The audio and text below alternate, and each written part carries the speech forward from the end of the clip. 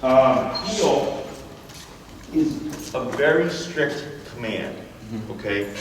As you saw, it's walk with me, stay with me, sit, and stop, and I want Boomer's right shoulder glued to that left leg, okay? The reason for that is if he's super tight to you, less inclined to, you know, if you're passing by a dog or a distraction, to want to like forge forward, okay? People tend to think of heel as my dog's not pulling as bad as they used to, okay? And that's not how that works, okay? So in my book, dogs are very black and white. They're either working or they're not, okay? So people care more so about that pulling factor, and they're like, I don't mind that my dog pulls, I just don't want to pull that much. And that not pull that much idea is too complicated for dogs, okay? So like, for humans, we have like our library voices, right? If you're into sports, you have your sports voices where you're like yelling and stuff. And you can kind of gauge what's appropriate and tone your voice down according to that environment. Dogs don't really have that capacity. Okay, it's either he's pulling or he's not pulling, okay? So when you turn that heel on, that's when it's expected that he, of course, glue to your side. There's no exception, okay? So if you were to start to see him forge a bit, you would want to correct that, okay? And I'm going to go through all this stuff with you, how you go about correcting those issues and things like that, and how the e-collar works, okay? So in the video, the most important thing is that working number. So we have 3 levels. We have connection, perception, and working, okay? Connection is if Boomer were to be staring at like a squirrel, you're tapping the collar, and you see this, but he's not responding, okay? He's still just dialed into that squirrel. Perception would be looking at the squirrel, this, and then maybe a little bit of this, but then back to the squirrel again, okay? Working would be squirrel, twitch, and whoa, what was that?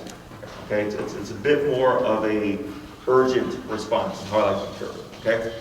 And the reason why that's important is because if it's not important, he's not going to do it. Go ahead and move, Corey. If it's not important, he's not going to do it. And then the next thing you know, you're right back to square one, where he's just all over the place. Okay. I'm pretty sure I went over this with the interview, in the consultation, where I said, humans, most common example I can give is driving on the expressway. Most people don't go the speed limit, right? But if they see a squad car, all of a sudden everybody's going to speed limit, right? It's opportunistic behavior. If we can get away with it, we press those boundaries and rules. Same thing for dogs, okay? So if he knows he can get away with something, either because you're not willing to go to the degree necessary to make him comply, or because the collar's not on, he's going to press those boundaries, okay? So don't worry about, oh, am I hurting Boomer? Or is this going to ruin the relationship with us or anything like that? As you can see, he's perfectly fine. Yeah. He's a little tired because he literally just got out of the playpen. So, none of that stuff, dogs don't think that way, okay? What actually inhibits the training or does create issues is when people attach emotion to things, okay? So like, let's say Boomer's being annoying or like nipping at you and stuff, and you're trying to ignore him, and then finally you're like, Boomer, stop, right? That yell, that energy, that's actually what creates issues, okay? But if I just did like a correction, either with the e-collar or what we call it a bonker, which is a roll of towel, and you firmly correct the dog with it, and I go back to what I'm doing, he just takes the correction and goes, all right, Dad doesn't want to be bothered, and walks away. Okay, because dogs are physical animals. They bite each other. So obviously you're not going to bite your dog, but you need to replicate that bite or that physicality somehow, right? And dogs, when they do the corrections with each other, they do the correction, and then it's done. We resolve the issue, you respect my space, we're good. Unless the dog that was being nuisance comes back again, then the correction might escalate a bit, because the dog has learned from the first correction. Does that make sense? Yeah. So, it's not about being mean, it's just about being black and white, being very direct, okay? Because if you try to correct them for something and you approach it nicely, then he's like, oh, well, you tried to correct me, but you don't really mean it. Yeah. Okay? So, dogs are super simple. As long as you get over that stuff, it's very easy, okay? So with him, I remember the first time I worked with him with the healing stuff, he just kept jumping and jumping and jumping. So I had to use my body language to correct him, which was, if he jumped on me, I would just turn in and use my knee to correct him, but then also to claim my space. Okay. Right? So then every time I was walking with Boomer, he would jump on me, boom, and I would just turn into him, and he'd go, what the heck was that? Right? And we'd keep walking, and I'm like, acting like nothing happened. And I'd turn, he'd walk over me, then he'd jump again, boom, right into him, right? So then he learned, oh, if I get too excited when I'm walking with Jesse, and I jump on him, I get this correction from Jesse directly, which is from his body, okay? So then within, I think like 4 to 5 minutes, because he was very stubborn, he's very tough, physically he's very tough, he's just started to hang back. So then when I started turning, he started doing this, and moving backwards. Because now he was given space and respect, okay? Because I was using that physicality, so for him, he got excited, his physicality was jump and nip at you, right, out of excitement. My physicality was turn in and use my knee to bump him up and claim that personal space. So every time he did that, he learned that response. So then he goes, okay, I need to be careful or wary of Jesse because he really knows how to claim that space. Okay, and that's why I started to see his back pedal, because he knew to avoid me because I was going to come into him and use my body to correct him. Okay, so in the beginning, it's a little kind of for the regular or average dog owner to kind of take a bit to get over, to realize like, oh, okay, like I'm not doing anything detrimental. It's actually helping. Okay, do you have any questions so far? So you were talking about the knee. Mm-hmm. So let's say hypothetically I'm walking Boomer and he starts jumping up on me. Mm-hmm. Would I use the e-collar for that? You could use the e-collar then. Okay. Correct. So it's dependent on what you have, right? Yeah. So this was, when I did the knee, it was complete day one. We didn't even hadn't started e-collar yet. Okay. But I had to correct behavior. Got it. So let's say you come home, you know, and Boomer's excited to see you. He's not gonna have the collar on, right? You walk in, you close the door, he comes running to you and goes to jump. Then you would use your knee, and I like to anchor myself. People tend to do this. Yeah.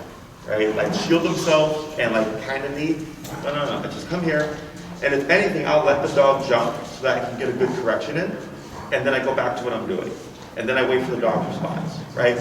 So it could look like he runs, jumps, correction, he jumps down, jumps again, correction, he jumps down, jumps again, correction, jumps down, and stays down. Okay, and notice I didn't say anything either, right? I didn't say off, I didn't say no or anything like that. Because, so when I come in, my dogs still greet me. And they're wiggling, right? And they're happy to see me and they're smelling me. But I had the same issue when they were puppies, but I corrected them. So they learn when dad comes home, even though we miss him and we're excited to see him, we can't jump on him, okay? So then once I resolved that, you know, put up our jacket, put up our stuff, I walk to the house, I ignore Boomer, I settle down, maybe I sit on the couch, and if he just self-invites, okay, my preference is I don't reward and actually remove him from the couch, okay? Because the issues that a lot of people deal with are because the dog makes decisions on their own and assumes things, okay? So what I'm doing here is I'm saying, look, when I come home, I'll acknowledge you when I'm ready, okay? So that for him, there's no reason to keep escalating because he doesn't know when it's gonna happen or if it's gonna happen. Okay. Most people come home, hey buddy, right? Yeah. They greet their dog, right? And if that's what you wanna do, I have no problem with it, right? But then you have to think about, am I creating other issues that I don't like, right? So then if it's like, if you do this, I'm expecting your dog's gonna jump on you, right? And then it's like, hey, no, stop jumping on me. So then you create this kind of, that gray area, remember? So if I just come in and I will acknowledge you when I'm ready, the dog, you know, Boomer will still be happy to see you. It's just, he's gonna wait for you to go, hey, Boomer, come over here. Then you'll walk over and you'll pet him, and then he's happy and all that stuff, but he's not jumping on you. He's not all in your face when you sit on the couch or anything like that, because he's waiting for the acknowledgement, okay? When things are a guarantee, or when things are on their own terms, that's when we get this like kind of over reaction when it comes to things. Okay? So we're just changing a few things lifestyle-wise, because then you can, dogs are constantly learning, right? So he just learned a ton within the past 2 weeks. And in the next 2 months while you have Boomer, if you're reinforcing bad habits, next thing you know, in 2 months you're like, damn, did they teach him anything at boarding, right? And yes, we did. It's just now he learned with you that things aren't the same at home as they were here. Does that make sense? So that's why it's very important and why I include so much follow-up with the boarded trains. Because if the owner just goes back completely to what it was before, the dog goes right back to that. Okay, it's not like a human. And even humans do that, like humans go to rehab. And if they're not on that path of like, I'm gonna keep this and I'm gonna not do this, blah, blah, blah, blah, then they're gonna relapse and go back into who they were before, right? If a human goes to rehab and goes back to the exact same environment that they were in prior to rehab, chances are they're gonna relapse, right? Same thing for the dog, okay? So Boomer is not proactive. He's not going, man, they taught me a lot at Jesse's facility, so I'm gonna go home and I'm gonna just do that stuff to make Dad happy. He does not do that. He's reactionary. So when he's with us, he's like, okay, this place is different, there's consequences, I've been taught these skills, I've been using these skills and going out for walks and all that stuff. That's his association here, right? But then when he goes home, he still has the prior association with you. So when we do this follow-up stuff and you start doing the remote, and he's like, wait a minute. Now it's the same thing with Jesse, with Dad. Okay? And that's what helps transfer that consistency. And then just making sure that we're not reinforcing bad habits. Okay? Questions? Makes sense to me. All right. So we're going to go ahead and get started. Let me go ahead and have you bring Boomer over here. And then go ahead and come to a stop right there. So on your e-collar, if you look at it, and I sent you the breakdown of the e-collar stuff, right? So the main part we're going to worry about is the bumping. Okay? Now on the front here, you see on the bottom you have a little screen there. Okay? And on top you have this knob. Clockwise goes up, counterclockwise goes down. Okay? I think it's set to 20-something currently. 24. So I'm going to have to go ahead and go down to 15. If you land on 14, 16, 13, it's okay, just general range. And on that bumpy bump, when you put your finger on it, when I say the word tap, tap, okay? And I'm going to have you look at Boomer. Tap. Tap. You see that? Tap. What does that look like to you? What do you want me to do? What do you want me to do, right? And then if you were to look at that with a connection, perception, or working number, how would you, which one of those would you categorize that as? That looks like perception. Perception, correct, right? So it's not working quite yet, but you can see that kind of just movement of like, okay, I can feel something, right? So let's go ahead and go up to, what number you got, 15? 15. Let's go ahead and go to 18. And tap. Tap. Tap. Tap. Right? So you see how he chose to lay down? So let's go to 21. So that's still part of perception. We're looking for a little bit more urgency, okay? Tap. Wait a moment. Tap. Tap. Tap. Tap. See how he's not phased again? Right? Let's go to 24. Okay. Tap. Tap. Tap. Tap. 27. Tap. Tap. Tap. Tap. 30. Tip, tip, tip, tip. Right, still kind of perceptionist, 33.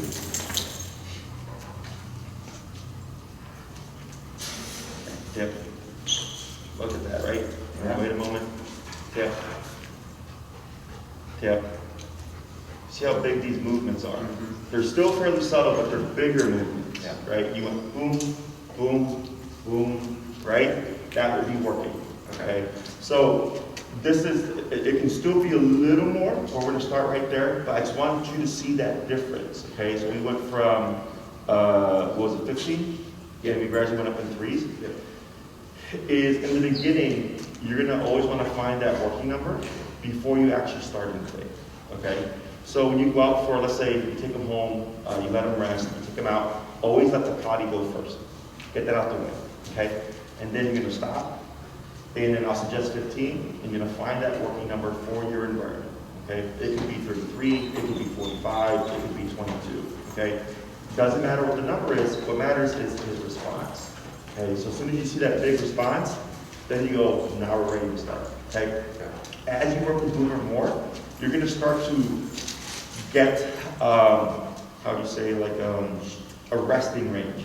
And you'll learn, like, in your environment, his resting range is 25 to 35. Okay, so when you hop out that door, this won't be forever when you're doing this, because you'll naturally just kind of learn these things, okay? So like for the dogs we work with here, we'll find that working level within the seconds, because we just jump all over the place until we see that response we want, and then we just get started.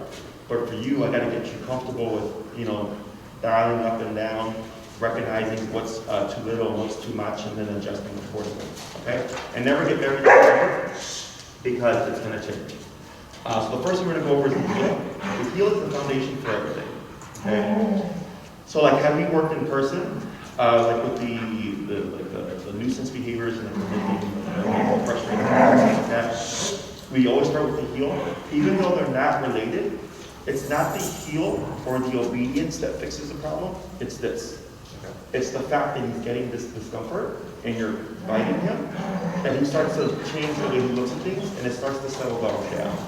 Okay, so people tend to stay away from physicality with dogs, which creates problems, because dogs are all about physicality. Okay, and when we do this, we're not having to be mean. In the videos that you saw with Enrique, he was never shouting, he was never like aggressively yanking or anything like that. We let the remote do all that stuff for us. Okay, so you're always a nice neutral energy. Even if you feel kind of bad in the beginning, just either be neutral or be upbeat. Okay, because when you start approaching the train, like, okay, bud, that time, right? It's not so much this, it's your energy. Remember, emotions create the issues with dogs, okay? Not the tools itself, okay? As long as you expose them, like here he took well to it, we never saw any issues with them. Goldens are pretty, I would say, like in my experience, I hate to like stereotype dogs, but I work with a lot of Goldens, and they tend to recover very quickly, or just take the things really, really well, okay? So, with the heel command, do you remember how we initiated and what leg movements to do with that? Left foot forward first, right? Correct. With the word heel. Correct, right? I find it easiest to cue that word heel first and then move forward with that left leg, okay? In the more advanced training, left leg means heel, right leg means you don't move, okay? So dogs are masters of reading body language. And by doing that left leg, you're cueing to Boomer, hey, now we're moving, okay? Now, in the beginning, while you're still kind of transferring everything to yourself, I suggest you always say heel and then move with that left leg. Even if you just walk like a few steps, if you come to a stop and Boomer's put that butt down, if you move again, you cue the word heel and then forward, okay? Now, technically speaking, after you've cued the heel the first time, right, let's say you walk for 5 blocks and you come to a stop, he sits, you wait a moment, technically you don't have to say heel again. Because it's in effect until you release it with the word break. Break means his job is done. So if you said heel, you walk for a few blocks, you stop, he sits, wait a moment. If you move forward with that left leg, Boomer should already just be moving with you. Because the left leg is the visual cue of now we're moving again. Okay? So that's really personal preference. I've always said the word heel whenever I've gone from stationary to motion. But some of my clients don't like repeating the word so much that they'll just cue it the first time, and unless they release the dog, there's no need to repeat it again. Okay? So I'm going to have you with your left hand, go ahead and grab your leash, lightly pull up, and give a tip. There you go. Good. There you go. He's trying to lay down here now. I'm going to talk to you about consistency and stuff, but for now, whenever you're in a healing position, that's Boomer to your left. See that right shoulder? Yep. Parallel to your left leg. Okay, that's your visual. When you're walking, his nose should fall no farther than where your foot is landing. So here, where the top of my foot is and where the tip of his snout would be, this is fine. But if you were to be over here, he's past, right? Okay. So that's another visual for you. If you can't see that shoulder to your left leg, but I just keep an eye on that nose, okay? Okay. And when we walk, we're always nice and relaxed, okay? We don't want to be tense with our dogs, because if you're feeding tension, that actually creates pulling, okay? So here you always want to be nice and relaxed. And I want you to think of that leash as communication. Okay. So if I'm walking with Boomer, and he's in a heel, right? We're relaxed, there's no tension. But if I start to feel this, what does this tell me? Tension? Tension where? Leash range. Correct. But what does it tell me about Boomer? Oh, he's he's not paying attention, he's not doing right. Correct. And what is he doing instead? Cool. Pulling, possibly sniffing the grass, stopping to pee, right? So if you're relaxed, if you feel that tension going to your left, you can just simply keep moving, tap, and just check in. Boom, you should come back in again, we keep moving, okay? So when people add tension in themselves, then it's just tension and tension. Does that make sense? So if you're nice and relaxed, you know you're not part of the problem, okay? So if I start to feel the leash going back like this, I know he's lagging, I take a look, he's stopping to pee or something, I would actually correct that, okay? Because when he's in heel, there are no exceptions, okay? That's why I say in the beginning, easiest if you get the bathroom out first, and then start your walking, okay? So most people walk their dogs to use the bathroom. I get it, but if Boomer stopped to pee, right, during the heel, and we allowed it, his brain, like you go, well, he's peeing, right? And then you're like, yeah, whatever. It's logical. But for Boomer, he goes, I was in this command, I decided I need to use the bathroom, I did it, there was no consequence. So then he's like, well, then I can pull if I want to, I can stop for sniffing when I want to, I can go lunge at that dog if I want to, I can say hello to that person. It becomes other things because he's not logical. He just thinks I made one decision that went unchecked, so then why not make other decisions? Hip, up, and relax. Good. So like here, having him sit for a period of time, he decides, tired, starts to lay down. I see that, I get it. I personally don't care that, like, he were to do that, I was like, I get it, you're tired. But because he's under now a command, even though you didn't say sit, the fact that you put him in that position, even non-verbally, makes it a command. Okay. So right there, he learned, oh, I was tired, I went to lay down, but Dad won't let me do that. Okay? So then he doesn't start to think of other options. Okay? When Boomer's on his free time, when he's on his break, sniff, roll around, pee on the ground, poop, have a cigarette, I don't care. That's his own time. But whenever you put him under command, it's very important that you reinforce it to the degree that it was taught. Okay? So now we're going to start with a healing exercise. Okay. So you get to kind of move around, but what you'll do is you're going to cue the word heel first. Go like this, and then you get to swerve out this way. And I'm having to walk around with Boomer and just kind of get used to it. So it'll be a little weird in the beginning because you got to get used to walking him in a certain fashion, and I'll coach you through it, okay? Okay. Whenever you're ready. Heel, left leg. Heel.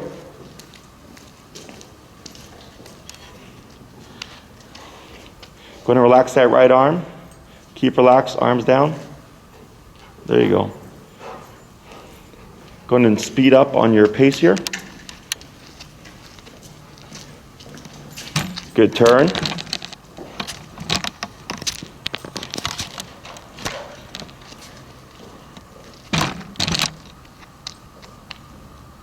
Good. Legs just tap, right? Just tap, right? But he's doing good here. Now go ahead and let that left hand go. And just keep walking. There you go. Let the slack go on the left hand. There you go. Let the leash go. But keep the right, Let it go. The left hand go. Yep. And then relax. Gotcha. There you go. Now just keep walking. There you go. Heel.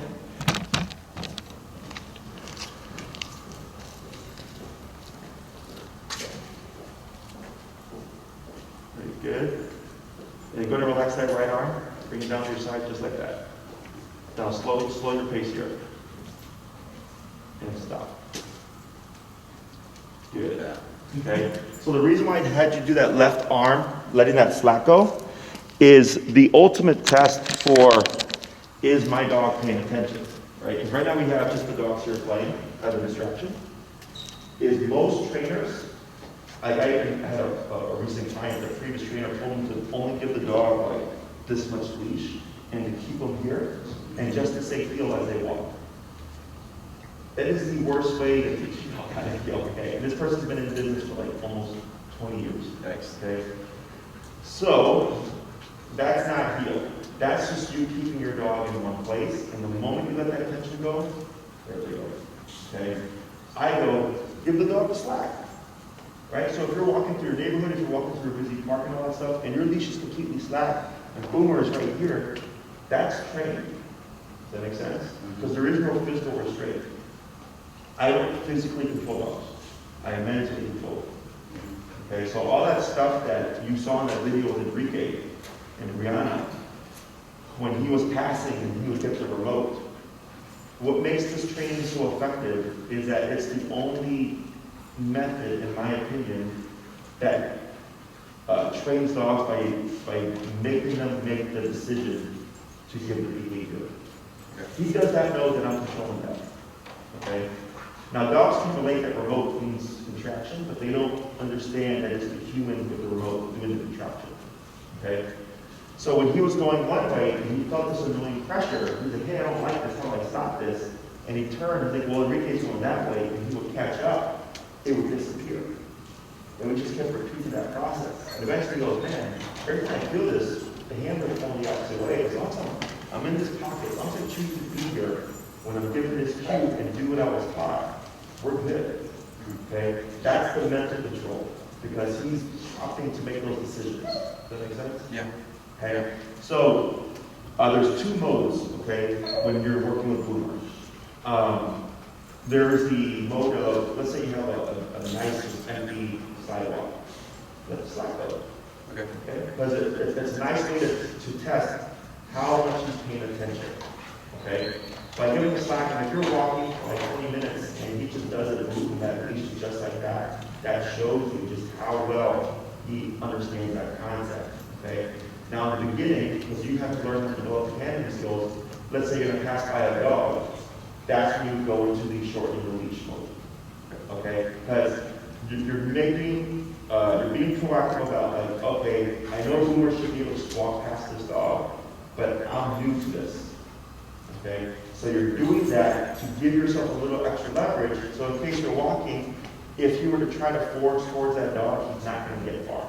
But if you had that hand go, or the hand be free, he would have the leash to go over. Does that make sense? So in the beginning, what I suggest, because it's easiest, is when you have the space and the openness to give boomer the slack and just walk with him to test how well is he doing this command, you do so. And then when you see a dog coming over, instead of trying to walk past them in the beginning, I suggest you just step off into the grass to the side. You should automatically sit like that. You would then grab your leash like you had it earlier and let the dog pass. Okay? Because it's much easier in the beginning to control a dog when they're stationary than when they're in motion. Okay? So if you look at Boomer here, see how he's sitting? Mm-hmm. That's exactly what he's supposed to be doing. Very simple. When you're trying to move past another dog and correct the situation, it's a lot more complicated, especially in the beginning of you're used to that stuff. Yeah. That just having them get used to this and then think to himself, oh, now when I'm with that, if I see a dog approaching, I can't just go up to them. You're going to transfer that thought process, and we always start with this first. Okay? And then, let's say 100 dogs pass by you, and he doesn't flinch, doesn't go, now try walking past the dog. Okay? Because he's already related, okay, when I'm with that, I can't just choose the forge and go say hi to dogs anymore. Okay? So I saw you going into some of those left turns. So do you remember which leg you lead the left turn with? I couldn't remember that. I knew there was a specific way to do it. Sure, yeah, we're going to go over that. So you did them actually really well. Okay? Okay. So I'm going to have you just practice here first, just the heel, movements, speeding up, slowing down, coming to stops, Yamato sitting, heel, left leg, and just have you do it a couple of times. Okay. Okay. And you'll just walk around the space and you can change the direction however you like. And then we'll talk about the specifics. Okay. Heel. Oh, that's not right there. Heel.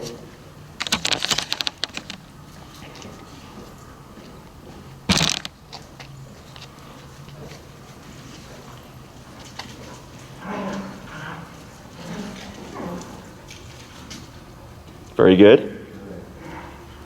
Left leg. Yep. Gotta get used to that. Yeah. I've been doing this for 10 years. I can't, if I try to do it wrong, it frazzles my brain.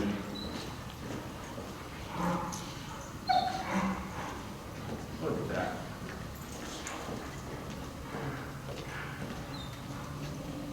Good. Couple more. Good turn. That was good.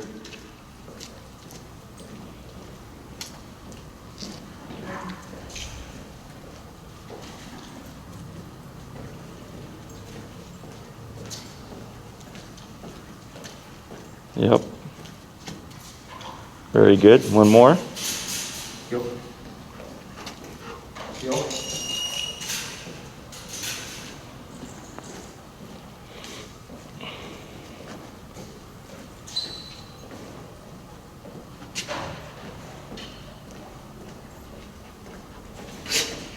Bless you. Very good, right? So, I think I heard a tap there, is that correct? Yes. Okay. So, yes, if you don't get an automatic sit, you would just simply reinforce with the tap, okay? Now, it's not like, oh, I press a button, my dog does something. All the stuff that you saw in that video is we conditioned Boomer to do certain responses when he gets tapped. Okay? So the way dogs interpret things or interpret the remote is according to what the world looks like within that moment. Okay? So dogs see things in pictures. So let's say Boomer is 30 feet away from you and you've done the transference and recall and everything, is if you press the button with no words, because he's 30 feet away from you, he's thinking, oh, he must want a recall right now, and he'll run to you. Okay? So you look very specific within that moment. When you're in that field and you're here to Boomer and he's standing, the world looks very specific. And when you tap him, he wants to see the world in this picture now. Does that make sense? So he's been conditioned to where he recognizes the situation and when he feels the pressure, how to make that situation look like the pressure. Okay? That's how he interprets things. So even though you don't have to say sit, right? Like you just can go stop and you tap him and boom, like that. Because when he's standing, it looks very specific to when he's sitting, which is a different way. And he's trying to get to that picture, okay? So when you do heel, if you're walking with Boomer and he sees you up here, now the world looks different because you're here to him. So when you tap him, we should see him speed up and catch up to that leg, okay, to make the picture look like this now, right? So, because a lot of people, I've had clients who tried to collar train their dog, and they thought it was like a remote, in the sense of like, oh, I just say sit and press the button and the dog can do it. They're like, no. You have to condition to teach the dog, when you hear this word, you do this response when you feel this. Okay? And he has to interpret what that means according to how the world looks in that given moment. Okay? Okay. So you did a crossover turn at one point that looked good, because you did the look at right leg. So heel turns everything on. Heel, left leg. There was actually a point before I forget where you said heel twice. You said heel, you started walking, and then you turn, you said heel again.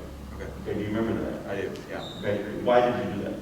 I felt like he wasn't paying attention. Okay, because he actually looked completely fine. Okay. Okay, maybe he was looking over here, yeah, to the playpen area. Yeah. So, if you look, you might see videos of dogs doing heel, and they look like this, where they're looking at the handler, right? This is not realistic. That's competition. Yeah. Okay, that's in a range. That's trained to look a specific way. In the real world, Boomer has a wider peripheral range, so when he sees you right here, when you say heel, even though he can't, like, he may not be looking at you like this, and he might be taking in the environment, he's still mentally aware of what's going on, that it's okay. Okay? He doesn't have to be staring at you the entire time. He can look and look at the environment, kind of look around and all that stuff, that's fine, unless you feel like that if you're walking with Boomer, and he looks over here, and then this happens. Okay? That would be just a tap. We actually wouldn't say the word heel. Okay? So the tap reinforces the command, and actually deters him from repeating that behavior again. If you did say heel, you might find that Boomer comes in, because he's responding to the cue, but then he's going to keep doing that, because there was no physical aversive. Okay? So I never repeat the command during the command itself. So if I'm in a heel and I'm working on Boomer, and he starts to go off like this, I just tap him, and he should come in just like that, no words. Okay? But if I say heel, he comes back, but nothing said don't do that. So I keep walking, and then he goes back again. And we end up creating that process where that problem of he does something and I repeat the command, and then it's just back and forth because there was no remote. Okay? So, questions so far about any of that? So far. Okay, so now we're going to those terms. Okay? So heel is a package of things. Walk with me, stay with me, sit when I stop. It's much like dancing. In dancing, there's a leader and a follower. Okay? So you're the leader, he's the follower. He will never know what you're doing, like as a second or anything like that. Okay? You have to communicate with him. So heel from Boomer is walk, please stay with me, sit when I stop, and to pay attention to you. Okay? Your job is to clearly communicate what you're doing so that Boomer's able to follow your lead, but then also to reinforce should he be getting out of line. Okay? So like I said, if you were to deviate to the side, I'd simply tap him and he should come right back into that left leg. Okay? So once you cue the word heel, there's two major terms. There's the pivot and the crossover. Okay? The pivot, we lead with the left leg. So if you're walking with Boomer and I need to make a 180 this way, I extend my left leg like this, back on the right leg, and then I turn with that left leg going back.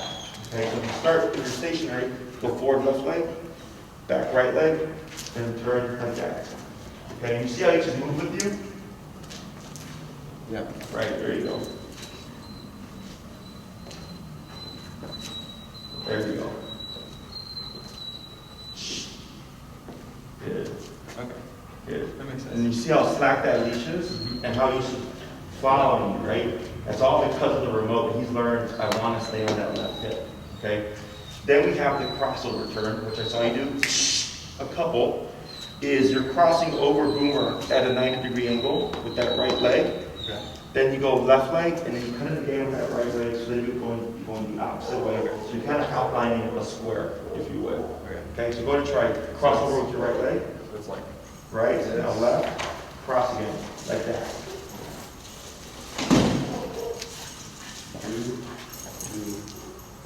No. Let's see. Go ahead and do this. Go ahead and put him in tap for the opposite here. And you can actually see how he gave a really, really big direction there? Yeah. You're at what number now? 30. Oh shoot, I must have Oh, how'd you go? 34. Okay, let's go ahead and go down to 22. So right there, I look at that reaction, I go, that's a bit too much for me. Okay, so I just flip it back down. Never feel bad. I mean, obviously go down, but what I don't want you is to console. Okay, if that happens, just because you negate yourself. Okay, it happens. It happens where I accidentally over his dog. I want to have him nice 12 and 100. Okay, he's still alive today. He's fine. But like, because especially when we're dealing with behavioral stuff, like for me growing up, if I got spanked, or when I got spanked, I didn't get console afterwards. It was like, hey, you don't want to get spanked, right? So had he's already been in that model set, technically we wouldn't have had to remote him there. So if you ever see an overhit by accident, things like that, you know, go and just recover from it, bring it back down, but don't try to console him, because either one, you'll teach him you should worry about this in a negative way, or you negate your kind of authority with them. Does that make sense? Like cops, you know, they got to get a ticket, and like start, they're not like, sorry, I got to give you a ticket. It's just, here's this ticket. Yeah. Okay? So, I'm having you put them in that heel. Okay. You'll walk for a little bit, and then when you're ready, you're going to cross over with that right leg. Okay? So it's going to be 90 degree, and then another 90 degree, and you should be going back the opposite way. Okay. Okay? All right. Go.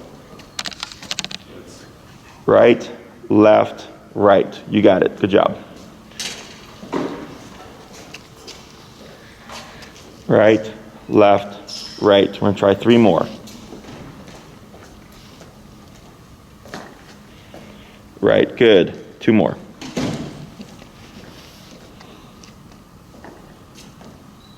Good. Right, left, right, and then last one.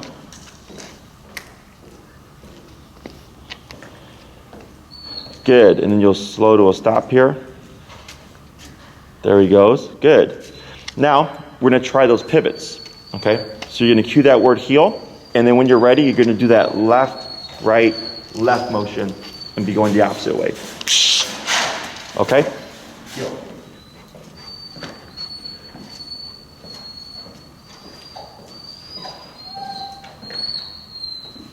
Good.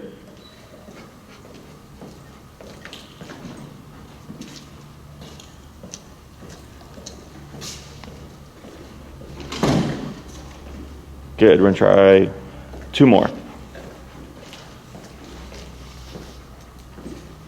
Good.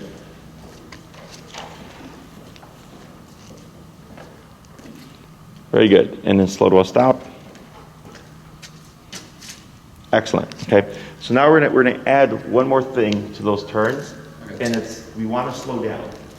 Okay. So right now he's catching all those movements abruptly because we're in training mode. Okay. When you go into like an actual walk, you're not going to be doing turns like that. You know, you're going to be walking for like 15 minutes in one direction, and then you might have to do like a crossover or pivot, right? So he's going to be on autopilot at that point. So here, before your turns, you want to get the habit of slowing down. So if I'm walking with Boomer, and this is my normal pace, and I'm going to make a turn, I would slow down at least 3 steps, more is fine, and then go into those pivots, and then I would pick up my pace again.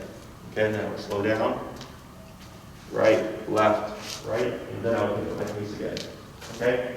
So, the reason for that slowdown is, again, he's not going to get, he's not going to know what you're going to do. So it's like you're walking with him, and it's been 20 minutes, and you just go like this, you're going to collide.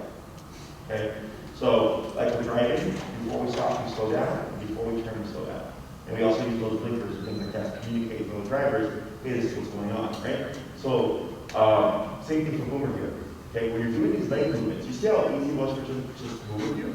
This actually isn't anything that we teach. Like, if you were to watch like my private lessons with the clients, and you go to lesson 2, all the dogs, as long as they're focused, get these movements like that. Because they read body language. That's how they communicate. So it's nothing that we teach them, it's already in there. It's just teaching the human, like, hey, this is how we use our body language to communicate with dogs so they know what you're doing, and they pick up on it the right way. Okay? So here, what I'm going to have you do now, same process, when you that heel, change your pace, but before you come to those turns, you're going to slow down and get at least 3 steps, more is fine, and then go into the left, right, left, or the right, left, right if you're doing a crossover. Okay. Make sense? Okay. Okay. Whenever you're ready. Heel.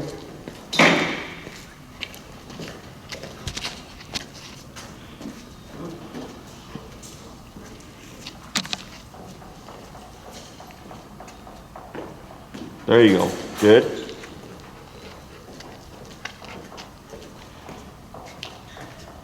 Good pivot. Yep.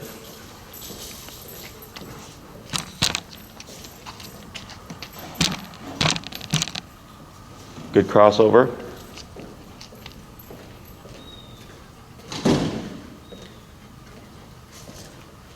You got it. Good.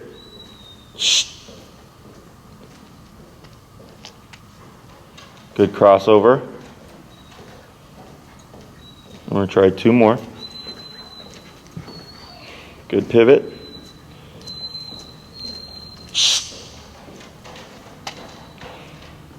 Good. Now going to slow down to a stop. Very good. Attaboy, Boomer. So what I'm going to have you do here, same process, but I'm going to actually have you keep your leash completely slack. So let that left hand go, like that, and try those turns again, okay? Go ahead. Heel.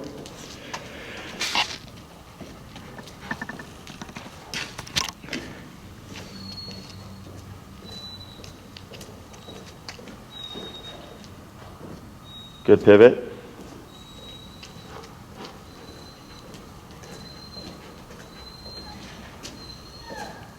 Good crossover.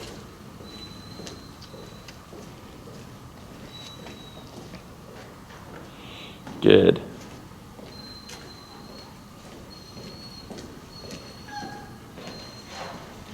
Very good. Just a couple more.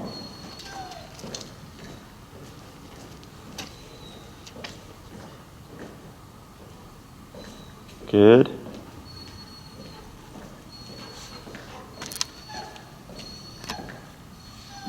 Good, and last turn.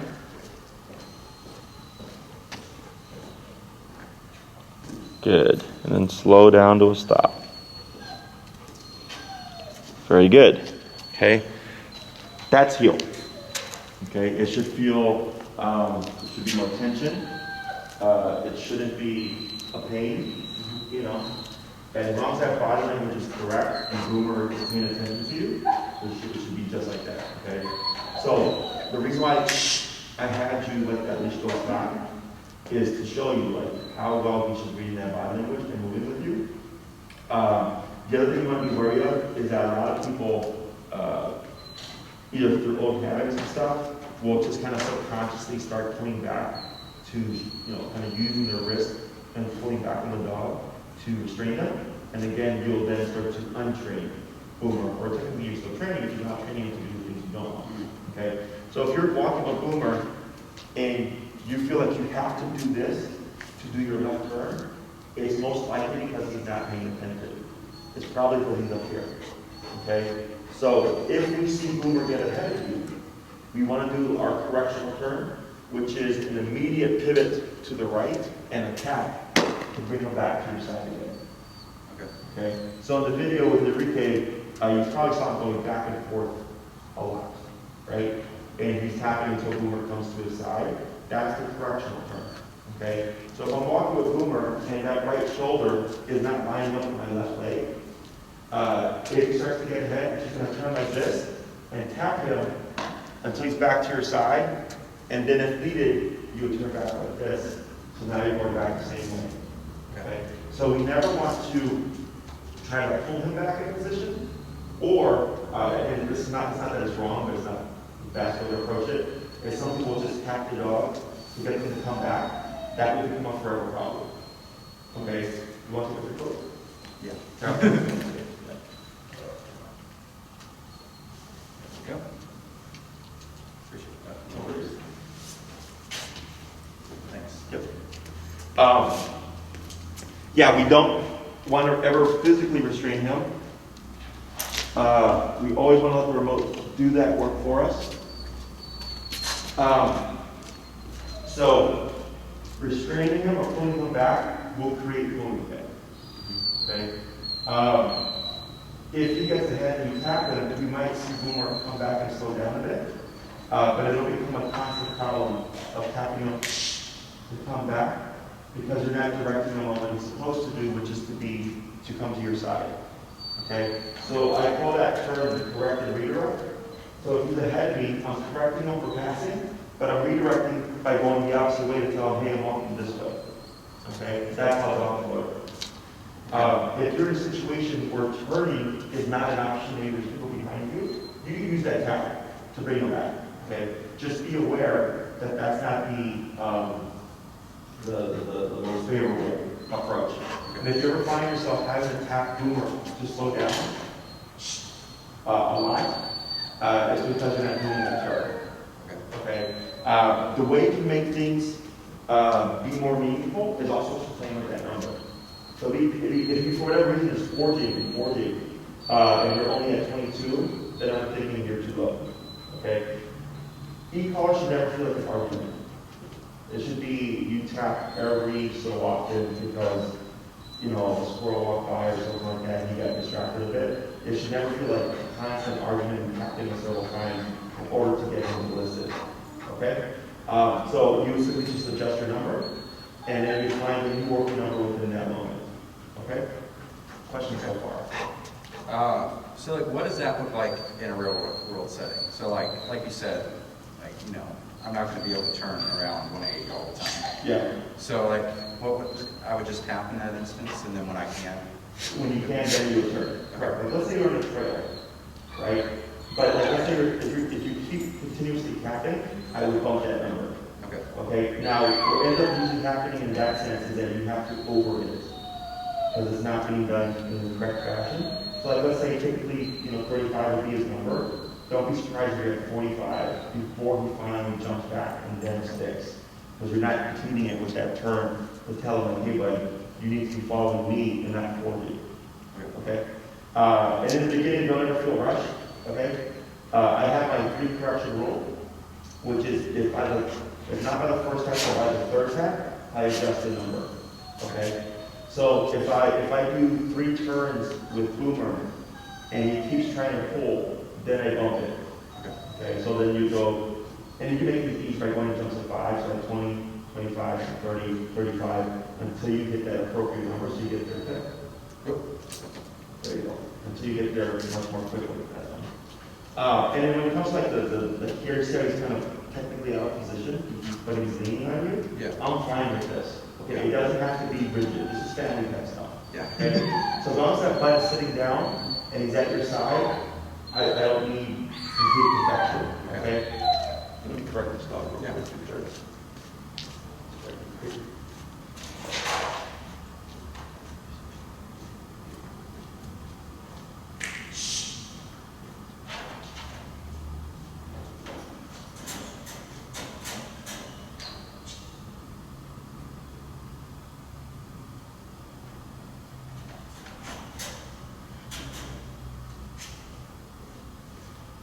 Yeah, it's almost always the number. That's the main thing that holds people back.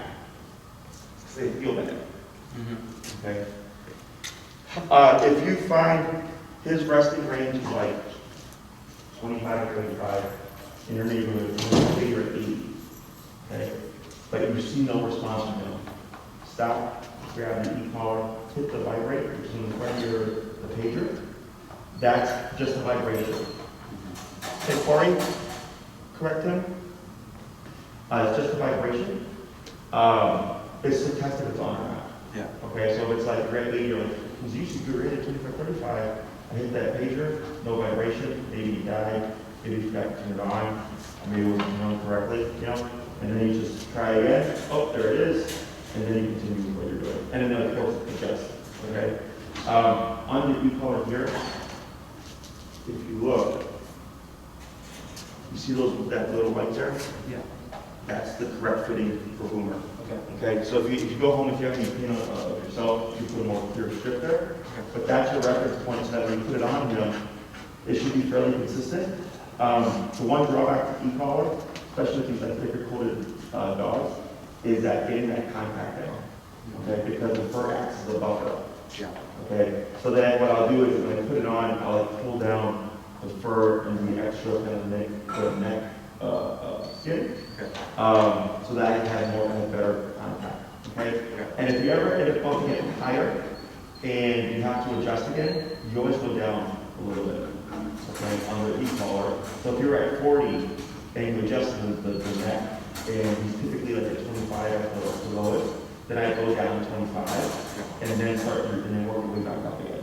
Okay? Because if you adjust the neck and it's really good contact, he's going to feel the power. And then you're going to might get a over and over reaction.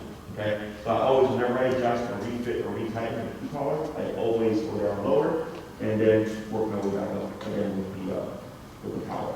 Okay. Okay? Questions? Yeah, so let's say I'm in a situation where we don't have the color on. Okay. And I put him in a heel. Okay. And he starts 40. What would you do there? So I never use commands if I can't make them happen. Okay. Okay, remember, what's that e-collar like for viewers? That's correction. What do you mean, what's it like? It's like a cow.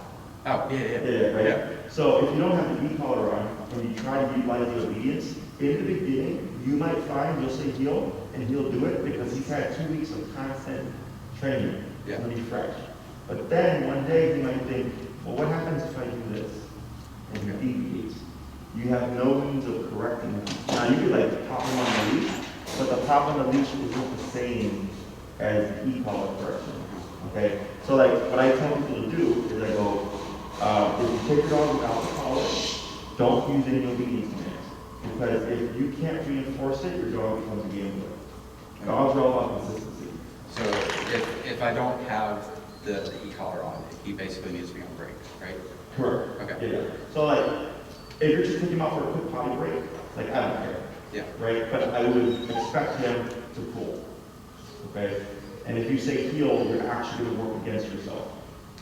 Okay? So what inhibits the training is when people give the command and either don't reinforce things as the dog is in command, meaning he's got his e-collar on, you say heel, you're walking, and he starts to like sniff and like pee on the side, and you don't do anything about it. Okay. Okay, if you start to learn that. Or they don't have the e-collar on, they give the command, and the dog tries to deviate, and they try to correct, but the dog goes, oh, you don't have the full means of making me do what I'm supposed to do. Okay, that's what we're supposed to do. As long as you don't say anything, it really doesn't matter what he does. Even if it's like him doing this the whole way. As long as I say heel, he does that. Okay? So, e-collar when you need it. You're going for a walk that's longer than a quick potty break. You're going to take them to a restaurant patio. Maybe you're going to a friend's house and you want to bring them along. And like, let's say a guest comes over maybe the first 10, 15 minutes, because that's when stimulus is the greatest. You have it on, and then once everything's calmed down, you can take it off, and you don't need it anymore. That's how I look at it. Okay. Okay? Yeah. It's like a count on the call, right? Other questions? So for the first few weeks, whenever he's still like relearning this with me, should I have the e-collar on when he's with me in the house? Since that's usually If you need it, but I doubt that you will. Okay. So like, let's say, we're going to go over duration commands, which is going to be like, yeah, there we go. You get a little, Lancing. yeah, right. What did you say, down? Down. Yeah. Down. Wait a moment. Yeah, Down. yeah, yeah, yeah. What's your e-collar at? 22. To 25. And right there, that's fine. Good, okay. And I'm going to show you how to do that correctly, because there was no extra guidance for him, so then he delayed on that, okay? But I put him that down here because sitting for a long period of time is uncomfortable for us. Yeah. Okay. Now I do that in the beginning to kind of just test how we'll hold the position. But if I'm going to be here for any period of time longer than 5 minutes, I sit down and go. Okay. Because typically, like you saw him earlier, I think twice so far, he's kind of just tried to go in that position. So I can already see like, hey, like I'm getting uncomfortable. Now again, he can't do it on his own terms. So we just corrected him for that, and I said, go ahead and put him down, and we waited, and then do it. Okay, cool. Okay. So in the home, let's say you decide to down him, right?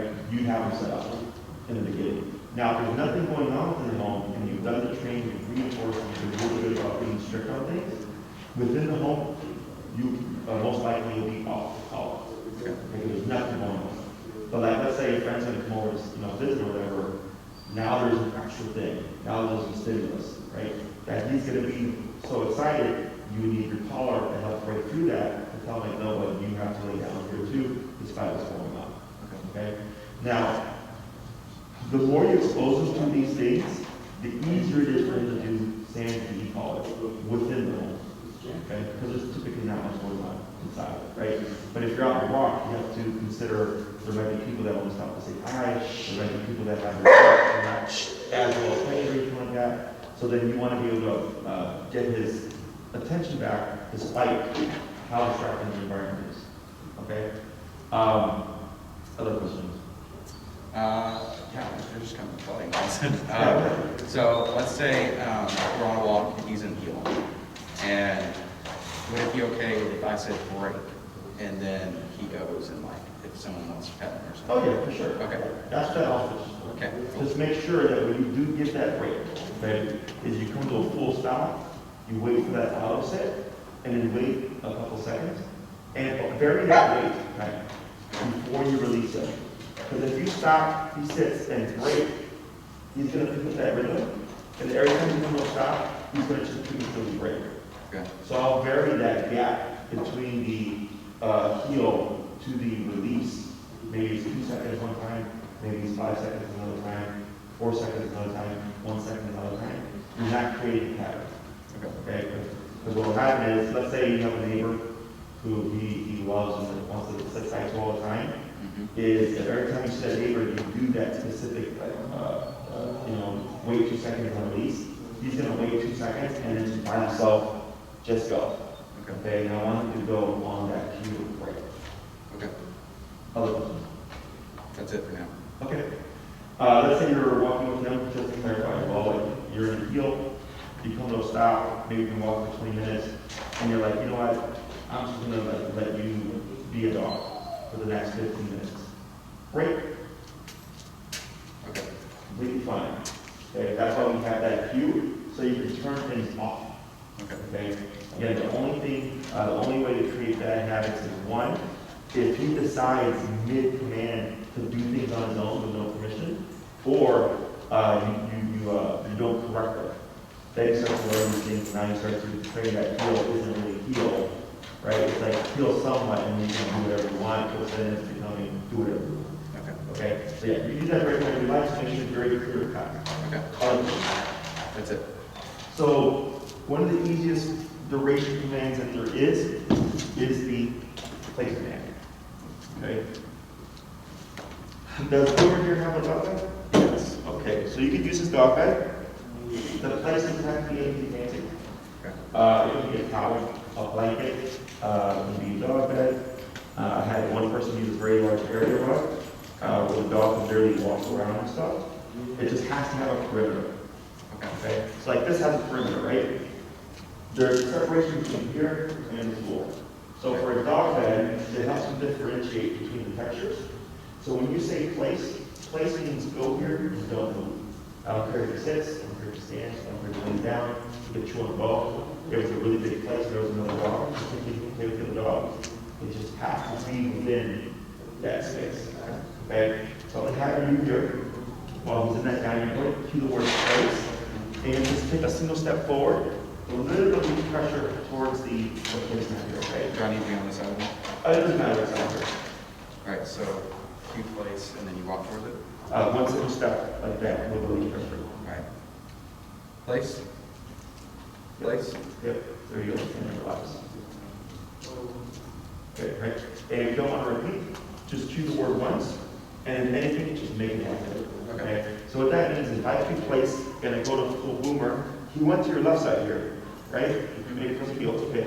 Then I would just counter with a little bit more knee pressure and a tap to go tell him the wrong way, and he comes around and goes on the area itself. Okay? So if you have to tap Boomer to go there, you would keep tapping until he's completely on the area. And once he's on the area, everything turns on. Okay? So he's learned, as long as I go here and stay within this space, I don't have to worry about the remote. Okay? So like if you were here and then maybe try to do this, you would tap, and then you come back to this. Okay, he's going, oh, I'm stepping off the boundaries now, I'm going to put myself right back in the area. Okay, so here, he chose to lay down, he chose to sit, perfectly fine. I personally don't say any commands after this. Okay, so earlier we had on it down, right? Now he's in place. So a lot of people will say place, and then they say down. Okay, so what command is he in? He's in place right But if you said place and then you said down, what would the command be? Down. It would be down, right? Because that, so your new command overrides the old command. Okay, so like if you said break, he would then be down, break, right? Right. So a lot of people will place the dog and then tell them to down, and place again, it's lenient. You can sit, you can stand, you can lay down, just don't step off of the area, right? But if you down him, it's no longer place. Down. Yeah. So then people forget. And they go, oh, I had my dog, on place. Because I'll tell them, like, hey, your dog's sitting up. They're like, oh, yeah, the dog's on place. Like, no, you sit down. But what do you mean I sit down? Like, yeah, I sit place, sit down. So the dog isn't in place, it's sit down. And you have to correct the positioning because it's incorrect. Does that make sense? They tend to forget. They go, oh, place and then down. And 15 minutes later, the dog sits up. And they leave it alone because they think the dog's in place. Because they don't remember the last command was actually that down. Okay? So me personally, I don't say any commands after the place. It's just go here. I don't care if you sit it down. Okay? So that we don't create that confusion because it creates just that kind of gray area for him. Okay? So I'm going to have you go ahead and tell him break and then move backwards. Okay, break. Okay. And he moves off, and now he's not in the command. Doesn't matter what he does. If you see him start to favor, like here, this guy could be your left side, it's kind of conditioning. He's just thinking like, this is typically where I'm at, and he's been practiced so much, if he's going to favor that side, perfectly fine. Okay? And if it's not needed, so I don't want you to get fixed on that picture. It's just because he's been so conditioned to that left side, because that's what he's assuming. Okay? So go ahead and put Boomer in the heel. And you're going to just walk around, and then after you walk around here, what you're going to do is you're going to circle around and then come towards the placemat. Now, a common problem here is that because we've trained with them, is sometimes the dog will assume as you're walking, to just run to the area. Okay. If that happens, what you're going to do is if he forges, you're going to do that turn and tap and go the opposite way. Okay? And then you're going to turn again, using that pivot. And you're going to stop about here, If you were to forge again, you would do your correctional turn. But you should stop about here and wait a moment. Place, and then send boomer with a single step with a little leash tension. Okay. Okay? Heel.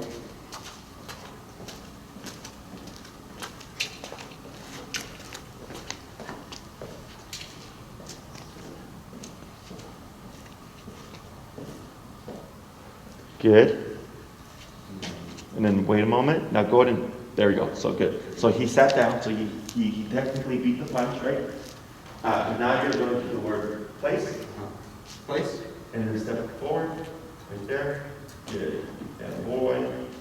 Now here, and have him just walk around boomer while he's in place here, okay? So he's choosing to stand right now. Again, perfectly fine. Again. And his job is to stay there no matter what you're doing. Good. Go ahead and come into boomer. Go ahead and praise up the boy. Good boy. And then you're gonna walk around again. And he's still in that command, right? So you see how he kind of moved his head a bit? That was him thinking about following, but opting not to because he's on place. Yeah. Okay, so little things like that tell you like, when they're just thinking about it. Yeah. So just become aware of those things, and then you're gonna slow down and go stop. Good, and then what you're gonna do is you're gonna go just to the word heel, and then walk around again, okay? Heel. Good. Good pivot.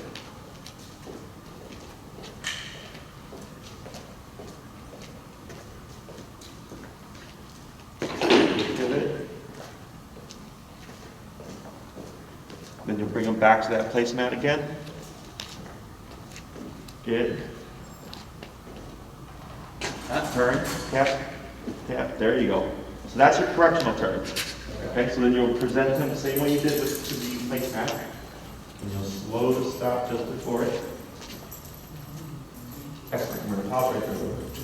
So when you're walking with boomer, should you get ahead of you, that's the turn you would do.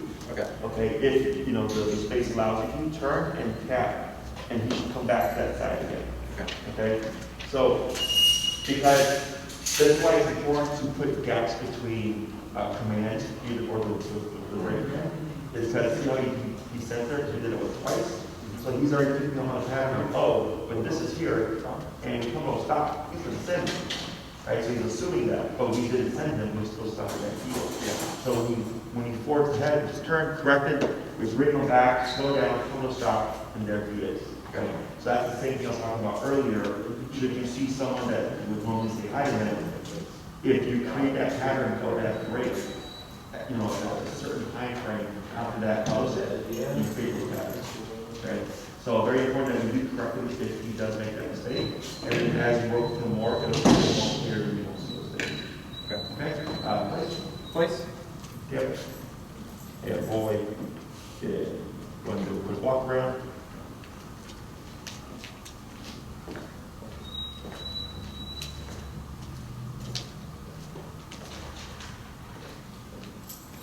Good. Come in and pray. Then just step away again. Would you correct him, Enrique?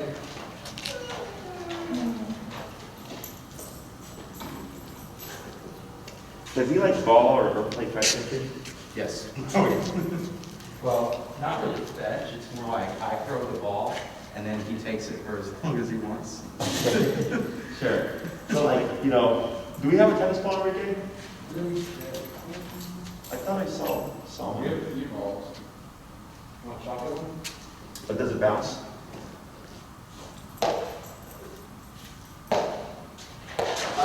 There we go. Alright. So like, if you want to add extra distraction, right? Do what we call flipping. You know, you put them on a place or whatever, and then you just bounce the ball like this. And what's great about this is that flip, you know, he's doing really good. Then I can shoot break, he jump off, and I can throw it as a reward. Okay. So you have your distraction as well as reward with just one object. Make sense? Yeah.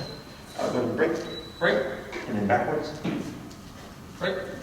There we go. And go ahead and come to a stop. Alright. So what command is boomerang? Break. He was healing, right? He was defaulting to that. Yeah. Just remember that. Okay, so like let's say you're out in a yard or something, and you told him break, you started walking with him, and he's on your hip, right? Again, we forget. Is that he's on a break, so technically he doesn't have to be there. Okay. So if he started before, you wouldn't put him tap there. Yeah. That makes sense? Yeah. So even though he's in the position, he's actually in the break. So you don't correct that. If you decided, oh yeah, I forgot I need you to heal, you just stop. You know, you most likely opposite for conditioning, heal, and then start that movement again. Okay. Okay. Go ahead and do a heel. We'll walk around a little bit. Okay. Heel.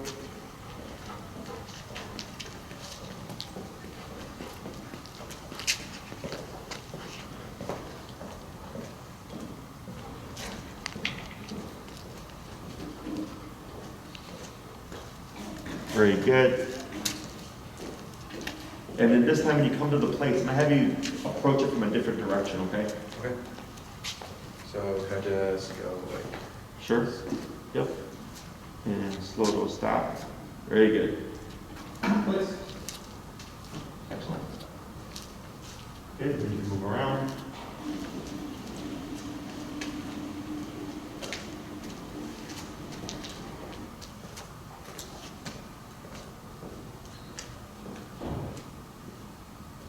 Good. Go give him some praise.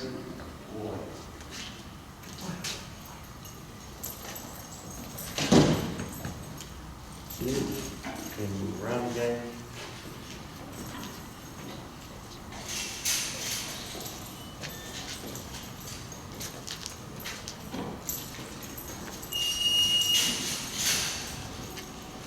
Excellent.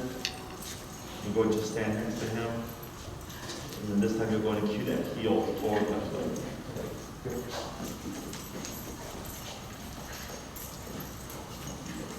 Very good.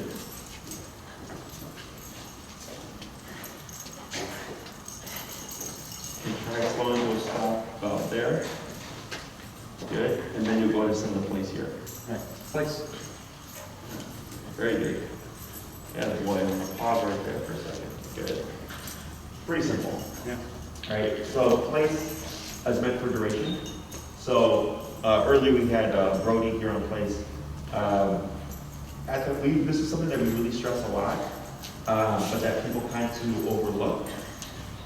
So there's two types of exercise. We have physical and we have mental. Okay, physical is of course the walking, throwing the ball, stuff like that. Mental, so Guru here has the learning capacity of about a 3 to 4 year old child. So I remember as a kid growing up going to church, and my mom was like, right, we're in church, and we just went to quiet, right? Very difficult for a child to do, right? Oh yeah. And then afterwards, you know, there was a park or playground there, and I was like, okay, now you can play, you know, for behavior stuff. Yeah. So for dogs, it's very similar. Sitting still for a period of time, or an extended period of time, is mentally challenging and exhausting, right? So when we do duration here, we do like 2 to 3 hours, right? So it may not seem like the dog's doing much, but it's a lot of impulse control, because he's here, we have dogs, here we got dogs training, we got dogs playing, and he has to be there, you know, relax, okay? So it's very easy to do, and I think it's too easy that people just can't do it anymore, right? And it's definitely something you want to enforce on a somewhat regular basis, okay? And I'm not saying you have to do 2 to 3 hours every day, but you know, one day you do 30 minutes, the next day you do an hour, the next day 50 minutes, the next day 2 hours. You know, you're just using it on a regular basis, but just changing up the length of time. Okay? So like this way, when you, let's say, go to a restaurant with Boomer, and you want him to chill for that period of time, if you've not practiced that on a regular basis, he's going to lose it. Okay? And it's not that he forgets it completely, it's just he's not used to holding still for a period of time. And now you're at a restaurant where you got a waiter or waitress, you got food, you have scents, you have possibly other dogs, you have people cooing at them. You have a lot more going on, right? So by employing this on a regular basis within the home, you're training them so that when you go to a restaurant, he's going to make mistakes, right? But it's going to be a lot easier to correct because it's something that he's practiced on a daily schedule, okay? There's no such thing as like too long when it comes to this, right? Dogs sleep 16 to 20 hours a day. So really all you're doing is choosing where he does, you know, sleep and for how long he's doing so. Okay, so you're not being mean. Again, this is very mentally stimulating. So like, maybe in the wintertime, if you can't physically walk him for as long as you would like, because it's too cold or what have you, you can do stuff like this, to still challenge him mentally, but still get some kind of exercise in. Okay? Let's say you're gonna have guests come over, and like, you have two approaches to this. Let's say you have like 5 friends over, right? And Boomer's excited because you're having people over and he wants to say hi to everybody. And we have preventative and interventive. Prevention would be, let's say I know Boomer likes to jump on people, is I could send him to place, and since he can't leave this area, he can't jump on people, right? But if you release him from this, what do you think might happen? He'll jump, right? Because now he's not contained anymore. So then we have intervention. Okay? So intervention would be, okay, Boomer, you're free. And he's like, all right, cool, because I want to jump on everybody. Is the moment you see him think about jumping, going into the jumping, or he does jump, you would correct on the call, okay, with the tap. So that is aversive. We can use it to teach things. So right now, this is stuff that we taught. How to go to place, how to walk at a side, how to come, how to sit, all that stuff, right? But it's also designed to stop things. So if Boomer jumped on a dog here and they didn't like it, they would bite him. Okay, doesn't mean that dog is aggressive. That dog should say that, hey, I don't want you to jump on me, respect my space. Okay? So earlier when I was talking to you about the knee, when he jumped on me, that was my means of replicating a dog bite, which is using physicality and using my body to do so. Okay? So let's say you had like a family member come over and they've been around dog and they're comfortable with kneeling. Okay? Then you can knee when he jumps on you. And he would learn, I don't jump on this person because they will knee me. Okay? But let's say for other guests who it's not their responsibility or maybe they don't like doing that, is I use this instead. Okay? Now, a very common thing that people do here is if the dog jumps, they'll say no off or no down. Okay? You don't want to do that here. Okay? If you say down, that's down. Right? That's the position you're in. If you say off, the way a dog brain works is if he does a behavior and you cue a word before the correction, you can technically do the behavior until you cue the word. Okay? So for a human, you tell a kid like, hey, you can't take things that aren't yours. And that kid just walks away going, I just want to take things that aren't mine. Right? They don't try the behavior. Dogs aren't like that. Okay? He has to actively be doing the behavior and be corrected for it with no warning to learn, oh, I don't jump when not invited. Okay? So if you see him just thinking about it or looking at he's going to go into it, I would actually preemptively tap there so you knock that thought out. Okay? Because you can see it, right? Like, oh, if it gets really, right, all that happiness, you would tap there, so then you're like, oh, okay, I can't even think about jumping. Right? So I don't mind that he treats people, I just mind how he treats people. Right? So then maybe he takes a tap and then he starts to like walk around them and walk through their legs and he's fine with it and that's fine. They get kind of I just don't want this jumping behavior. Okay? Now, let's say you invited Boomer to jump on you because you wanted it. Absolutely fine. You just want to control that. Hey Boomer, up or jump, right? So bold, praise him, right? Pat him down. Now that would be unfair if randomly you just started tapping him to jump off because he doesn't know when you decide that it's over. That's where you want the cue off. Okay? And then it needed followed by the tap so that he removes himself. So that Boomer learns that, oh, I can jump. I just have to wait for the invite. But then once they invite me, I'm going to hear this word, and when I hear that word, the action is done. And then I can remove myself. Does that make sense? Yeah. So I don't care what people's rules are. I just care that they are consistent with what they do. Some people don't care if the dog jumps on them. I think a lot of people care. Okay? But don't get mad if like you come home in a nice dress and your dog jumps on you to tear your dress. Right? Or like if the dog jumps on you and you have like something to pack that suit and he knocks it out of your hands, right? Or maybe you're sitting on the couch to eat and he comes over like, hey, what's going on, Dad? And he like just fumbles everything, right? So I just make sure that people are aware of that. And if they're like, yeah, whatever, if it happens, it happens, and all right, then I don't care. But you can actually either teach you don't jump, period, or you only jump when I invite you, or you can jump whenever you want. Okay, to make sure that you're being consistent. Any questions about that? No, that makes sense. Okay, so here, Boomer went from a standing or sitting position earlier to laying down. We didn't correct this because he's on place. It's perfectly fine and he chose to do so. So if he started walking around again and he decided to stand up, again, that would be fine, okay? So this command, again, is convenient, but it's a favorite for a lot of people, the ones that do use it because it's not as strict.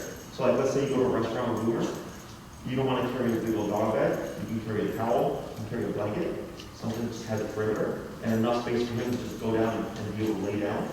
You set it down, Boomer place, he goes, and you can enjoy your meal, and you're not having to worry about being super strict.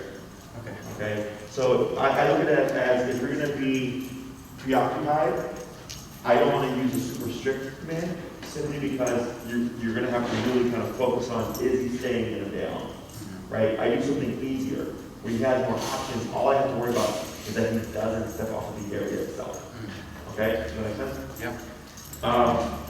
Other questions? Just curious. So he was able to do it 2-3 hours? Oh yeah, That's very good. We did that day one. 3 hours day one? Yeah. Now, he made mistakes, but Oh. that's what we teach. Yeah. So like here, if you look, you see how we have like leashes at the end of these columns here? Yeah. So those allow us to keep the system a little bit, okay? Okay. So first we teach the behavior, and then once the dog is able to do it, they recognize what we call the send. Place, you go here. We put them on the placemat, we tether them, so he can still step off of the area, he just can't get far. Okay. Right, so if he was on there and we were working with another dog, and he tried to sneak off, we would just tap the remote from here, and then he would go back on the bed, and we'd go back to chain again. Because by having that tether, we limit the range of motion. So you can't get very far. So he just thinks last thing I learned was to step on this place, and then everything goes away. Okay? Very cool. Yeah. And again, so this day was composed of playtime, duration work, training, and then training walks. Okay, so he was doing one and the other. Okay, and then the end of the day was like, all right, we're good, come on, time, you're back. He had a full-blown like work day. Yeah. Okay. Yeah. And this is why, you know, when I went on the consultation, I was like, what you would do in 6 weeks, we get done in 2 weeks. Yeah. Because this is just all we do all day. Yeah. Okay, and he was great. Other questions?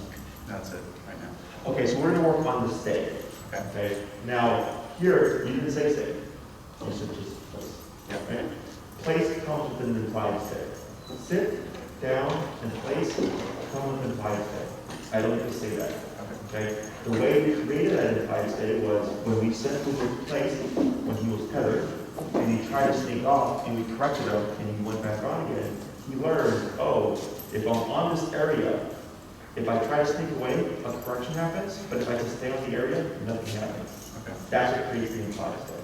Okay? So the way that I use stay is very different than a lot of trainers. Is I use the word when the dog is already in position. Okay? So like let's say you're home and Boomer decides to lay on his bed on his own choice. He can get up whenever he wants. Right? He's not a command. He decides to build it. And then you decide, you know what? I need you to not move. Right? Human logic says I can't say place. He's already on there. I had a client tell me once that their trainer used to have them remove the dog and then send them, right? Which technically is an option. But what I do is then I go stay. Okay. Then it becomes the command that is in, or like the position that is in, then that command, right? Okay. So if I said stay when he was on his dog bed, but it was his choice, once I say stay, then it becomes a place command. Okay? If he's sleeping on the couch and he's in a down position, stay. Now that becomes the down. Does that make sense? Okay. So what we're going to do here is we're going to pop Boomer on the heel, Okay. and you're going to start walking. I'll have you walk around your heel. We'll stop in the middle before that, okay? Okay. Deal.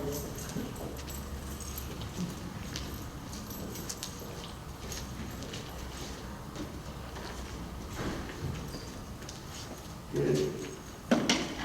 What you're going to do here is so right now, what command is Boomer in? Heel. He is in the heel, correct, right? But a lot of people would think that he's in a sit.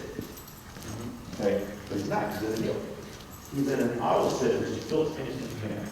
So if you move again, his inclination would be moving. Yeah. Okay? So what we're going to do here is you want to get you to distinguish.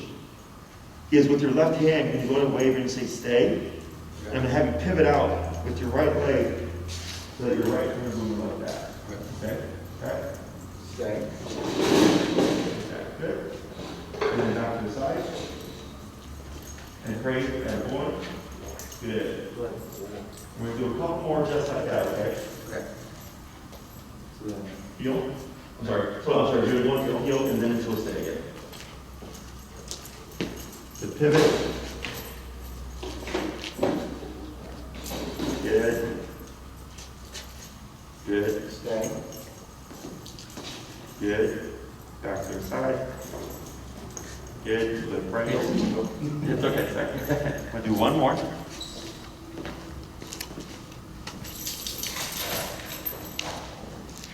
Good. Stay. Good. Excellent. So now, you're going to go into the heel, you're walk a little bit, one little stop, do the stay again. And when you pivot out, right, you're going to wait a moment, and I'm going to have you just start to walk around boomer in a circle, kind of like a clock. Okay. Okay? Go ahead. Heel. Good turn.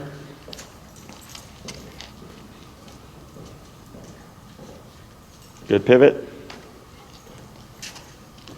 Good slow to stop. Stay.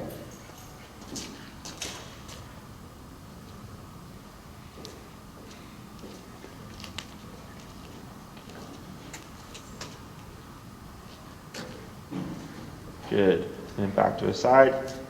Going to praise him, at a boy. I'll have you try that 2 more times. Heel.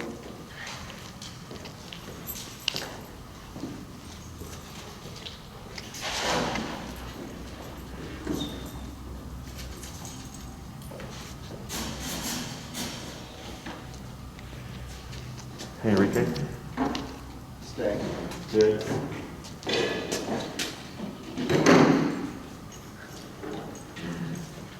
Enrique, would you grab a camera battery from my office, please? Yeah. Good. One more. Heel. Good.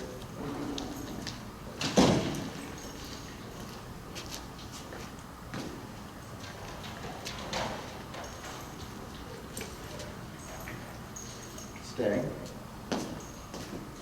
Good.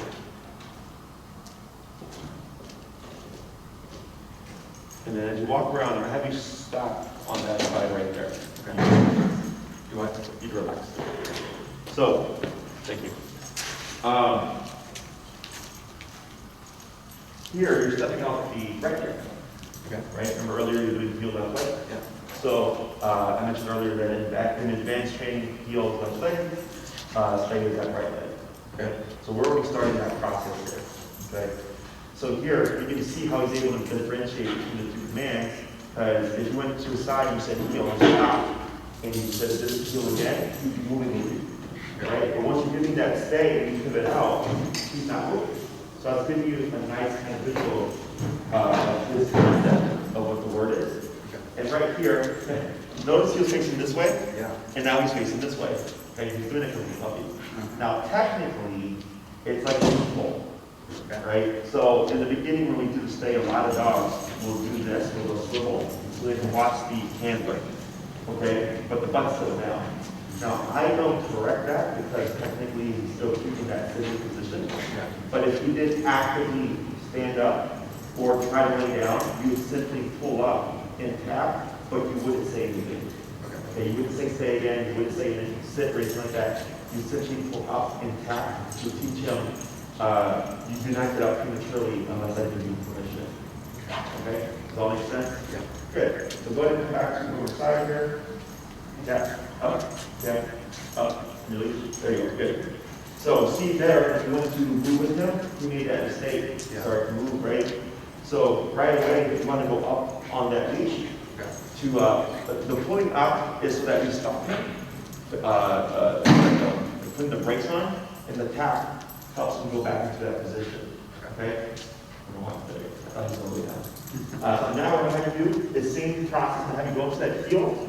You're going to walk around, go into that stay, or come into that stop, then go into the stay, walk around him. Then you're going to come back in, you're going to praise Boomer, and then you're going to step away again, but he shouldn't move. Okay. Okay? Go ahead. Heel.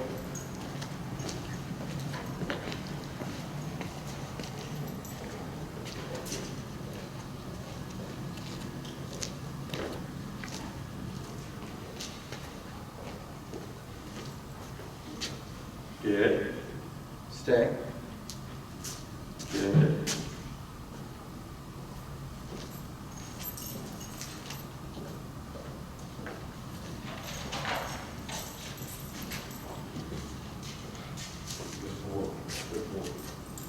And then just step away. Very good. Gonna walk around one more time. So what we're doing there is a lot of times when you come in and pet, it'll distract the dog or take your brain off of the passive hand. So I use that as a little way to kind of test if he's still getting the concept of I'm not supposed to move. Okay. We're gonna try that 2 more times with the heel just to stay. Heel.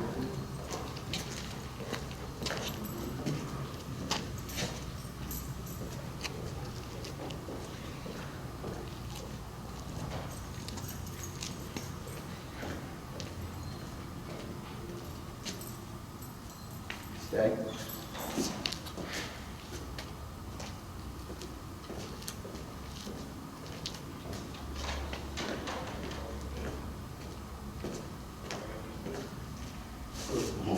Good boy. Good.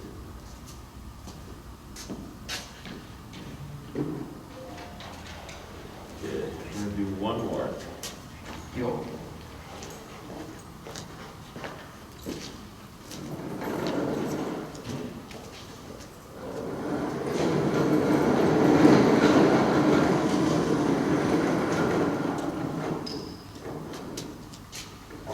Stay.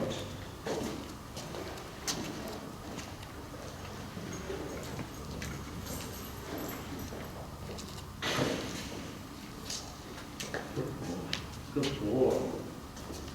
Yep. Yep. There you go. Good. And then you just continue with your movement. That was good.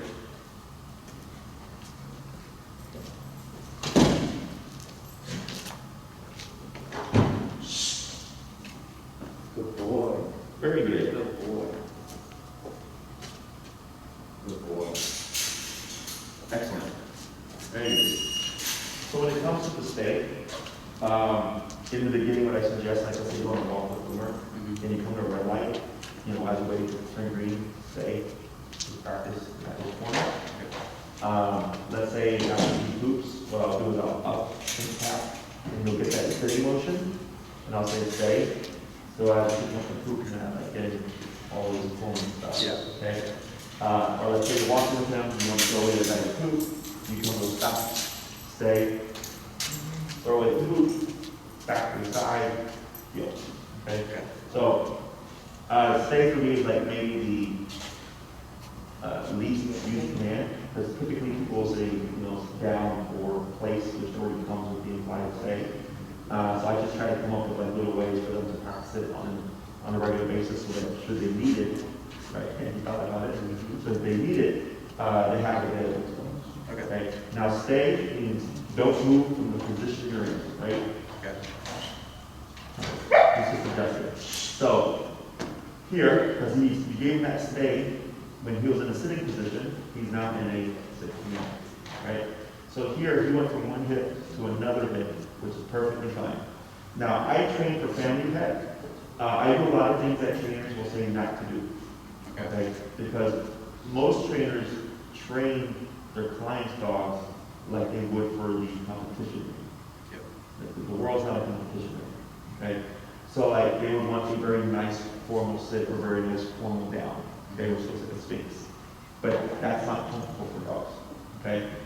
So when you put them in a sit, even if it looks like kind of goofy, as long as he's keeping that sitting position, he's perfectly fine. Once we get into those downs, we don't need the sphinx like down. So if he lays down and rolls on his hip, it's fine. If he rolls on his side, it's fine. If he's on his back, it's fine. Okay? It's all in a down-like position. Okay. What I care about is how long will you hold this for? Okay? So if I tell him to down and he's on his back with his legs up, and he'll hold that for an hour and a half, that's what I care about. Okay, I don't care about how it looks. Questions about any of this so far? Makes sense. So now what we're going to go into is that down hand. Okay. So what I'm going to have you do here is, hey Enrique, did you do shoulder pressure or leash pressure with Boomer? Both. You did both? Okay. So what I'm going to have you do here is actually move that leash to your left hand. There you go. And then what you're going to do is with your left foot, you're going to put a little bit of pressure. I'm going to praise that right there. So you see how you start to move your foot and you start to already go down? Yeah. Now you didn't say the word down, right? But technically that was correct because the leg going to step on the leash is the visual cue. Okay. Okay?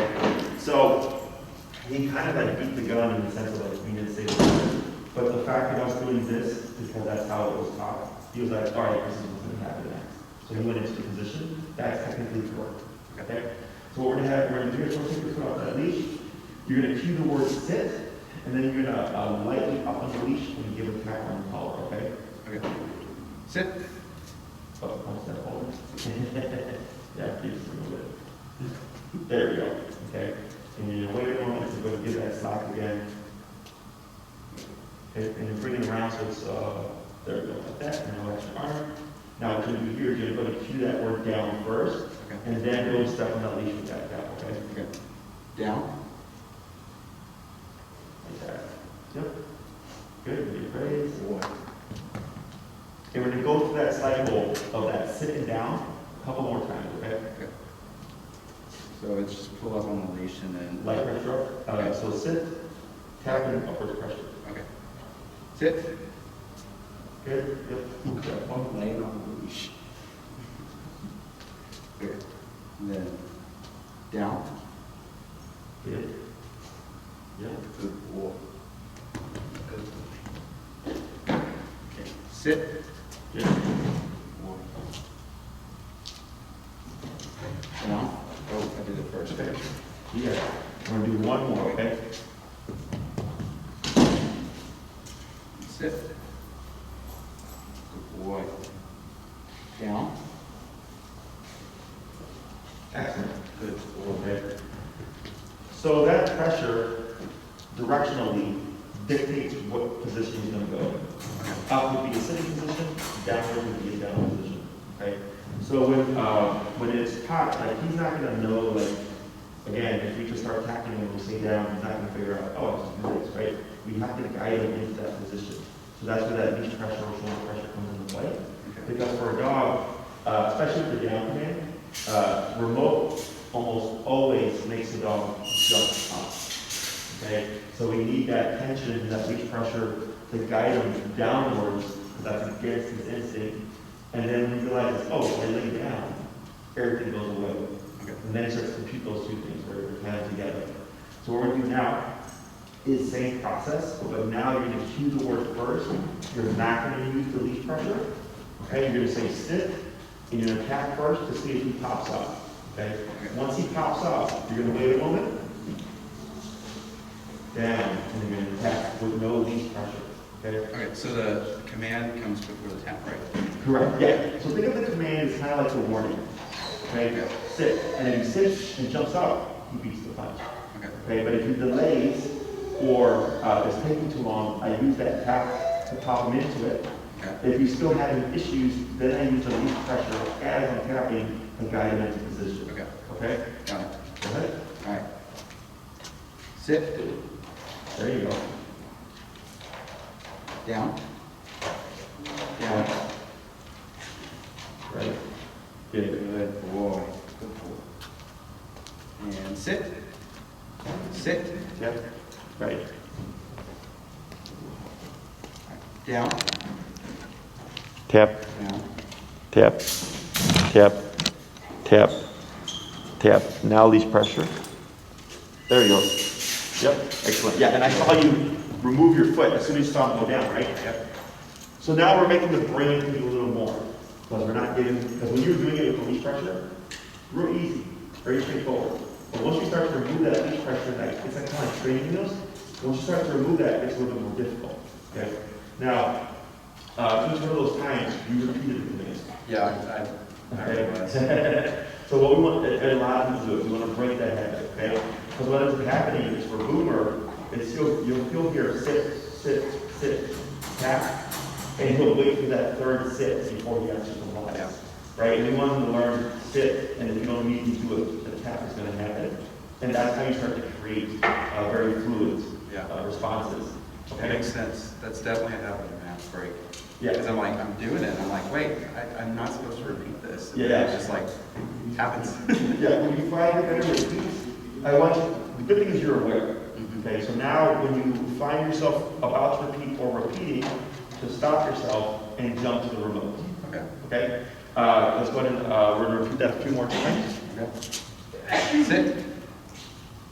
Sit. Right, so instead of repeating, you're going to tap. Go ahead and adjust. Adjust. It's like everybody. I think what I'm doing is I'm like, I've already conditioned myself to pair the word with the tap. Sure. And so I'm like tapping, I'm like, sit. Yeah. Anyway. Yeah, I adjust. Should I go up? Yeah, so we're going to bump the number a little bit. Okay. Okay. Okay. Okay. Okay. Go ahead and bump. Okay. Okay. Okay. Bump it. Okay. Okay. Okay. Bump. What's your number now? 36. Okay. Okay. Okay. Okay. Bump.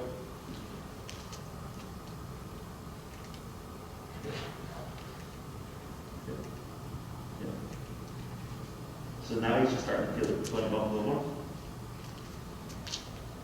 Yep. Yep. There it is.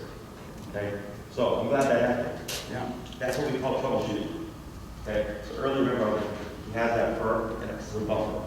Yeah. So if he scratches at the collar, if he shakes a little bit, it can change the connection. So the reason why this is important to learn, because like we could have said sit again, right? And a lot of people think like, should I just say sit? The dog's not doing it. I'm like, use the remote to make them respond, because you're conditioning yourself how to figure this out, right? Now, right now we're not pressed for time. We're not in a hurry. There's no like emergency. She's on a leash. We're inside, so we can take that time to figure it out, right? But whenever anybody has come back to me about like, holy crap, my e-collar is like amazing, is had someone's dog take off because someone's dog set up fireworks with their dog. The other day, someone's dog was playing with the dogs, and one of the dogs took off and he just followed suit. Now they were able to get their dog back because of the e-collar. And within the moment, they're having to think on the fly, because if the dog's running and playing, like, there's all this stuff going on, right? That they're having to figure out, how do I cut through all that nonsense and make my dog comply? You know, so then they're on the remote, they're just going up and then boom, 180 back to them. Okay? So here, you know, we lost that connection and you went to, what's the number now?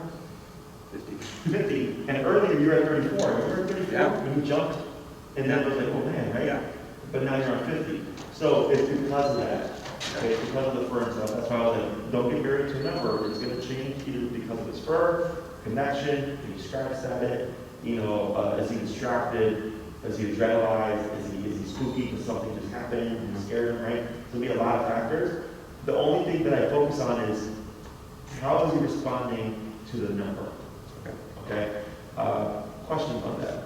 So when I have to push it up, I should probably readjust that and then go back down, or do I just keep it at 50? What I personally do is I actually just keep it how it is. Okay? I try not to fidget with the collar. So like, because we fitted it for you. So I know it's fitted correctly. But like, let's say you came to a class with me and you did that yourself, I would actually check the collar, because a lot of times you can put it too loose. So then if I adjust it, because it's like, oh yeah, it's too loose, and I tighten it up, then I would actually adjust it, because I'm thinking, well, you probably didn't put it tight enough. Okay? But because I know it's actually fitted correctly, I'm not worried about readjusting it. This is not like, how do I make this work with what I have? Okay. Because life is not going to allow you to adjust that collar if there's something going on. Yeah. Does that make sense? So I'm not opposed to it, but whenever you can, because like right now you're going up higher, how did you feel? I didn't feel bad about it. Okay. I thought I would, but after you kind of explained away all the scariness, I didn't feel as bad. Okay, good. Because that's something that's very common, you know, is that because you're logical and you know what 50 out of 127 is, right? You know that's just under half that power. Yeah. His logic starts to kick in, and then the owner starts to doubt, and you're like, holy crap, do I just keep it here, right? And then they're like, well, let me go fix it. I'm like, what's going on? I'm like, because the more you do that, the more that becomes your habit. It's like, oh, if I'm not getting it at 25, I'm going to adjust it. But I know life is not going to allow that to happen all the time for you, okay? So if you're like at 90 something and he's not responding, and I'll say, sure, like go down, adjust it, and all that stuff, because it's pretty high, okay? There you go, wait a moment. That's pretty high, okay? But, you know, I've had it where I've had up to 127 with no response from the dog. And then I'm like, okay, now I'm going to adjust it because I've done max power.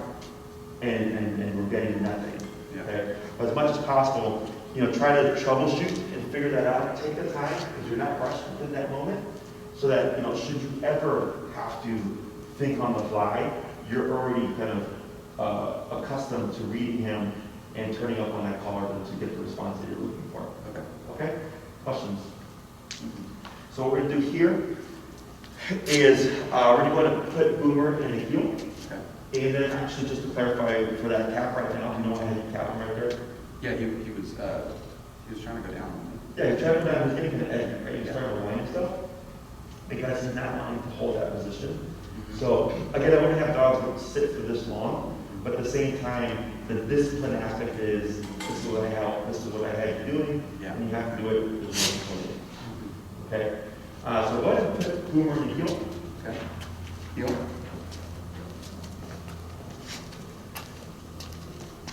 Good turn.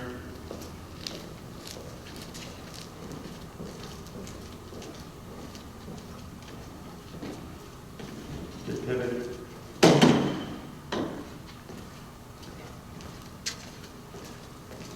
I'm going to have you circle around. You will come from the other end of the place right there.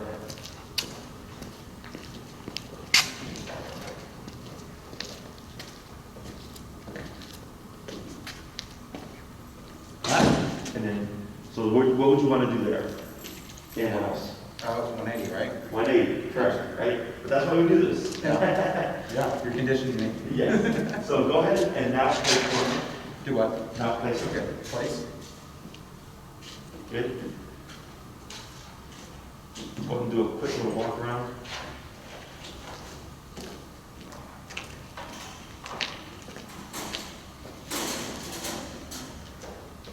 Good, going to stop right there. You're going to pause for a moment. And what I'm having you do is go into the word break and walk backwards. Okay, break. Good. Going to come to a stop right there, that's fine. So you put some stuff in the sit, that's fine. What I'm going to have you do here is go ahead and grab 50. Yes, we're good. This is going to drop down to 34. Okay. And then you're going to go to cue the word down and just be ready to have a step on that leash. Okay. Down. Good. Excellent. Good. Good boy. And then you're going to cue sit. Sit. Yep. Yep. Yep. There it is. Good boy. Yeah, right. Now, on that third tap, he sat up. Right, so remember my 3-tap rule, my 3 correction rule. So had you needed to tap again and you hadn't fixed it, I would have bumped it at that point. Okay, so that's my system. So earlier when you were going up to 50, yep, yep, yep, yep, good job.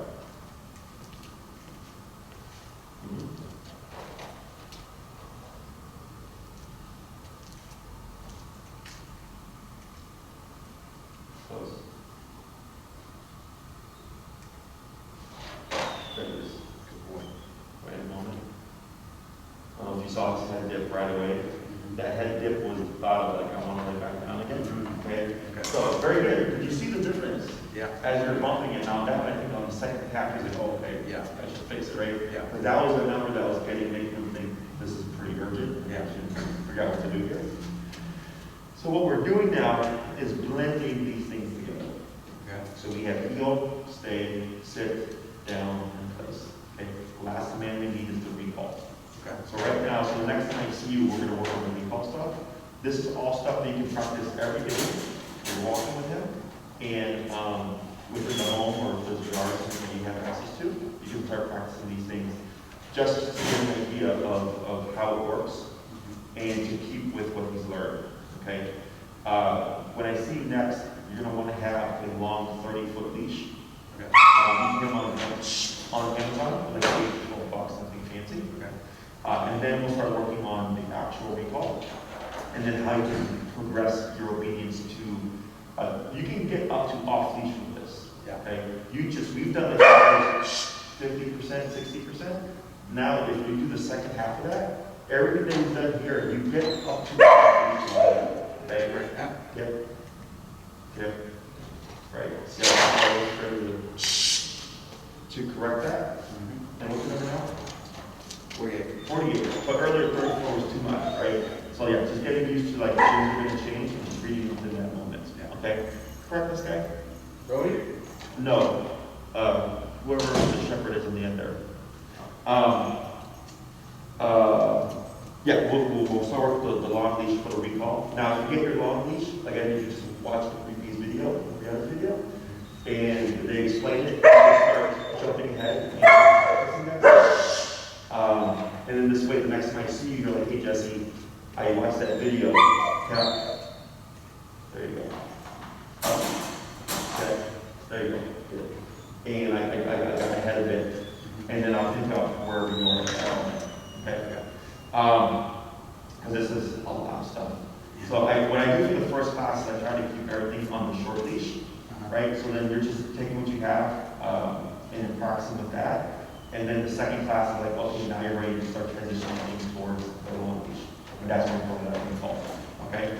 So now you're just blending all these things together so that he keeps that concept of what each word means specifically, but then also like testing little things like this. Okay? Now he's going to test you. Okay? It's normal. Because here, his first impression of us was boot camp. We're very black and white. But when he goes home with you, he's going to think, hey, I'm back to my castle, right? And that's where recall is going to come into play. The easiest things to help transfer everything to the home is the leash walking and the placement. Okay? Those are the easiest things to practice in the beginning to start transferring, like, oh wow, my home is going to be, or is like Jesse's. And then once you get a good solid foundation of that, and you start applying the other stuff like the sits and the downs and everything, then you start to get the full control like that you saw here. Okay? Questions so far? So go ahead and let's fix our leash here with Mr. Boomer. So he's currently in a sit, right? Yes. So go ahead and just walk around him. Okay. Good. There you go. Right here. So because you said sit earlier, we don't need to say stay. But because we were having a conversation for about 5 or 8 minutes, his brain forgets. Right? So then you start to move, but he can remember that he's still supposed to be in that position. It's just a matter of reinforcing as soon as you start moving, so that was good. Okay? I want to come back to his side in the heel position. Good. You're going to see that word heel. Heel. You're going to walk around.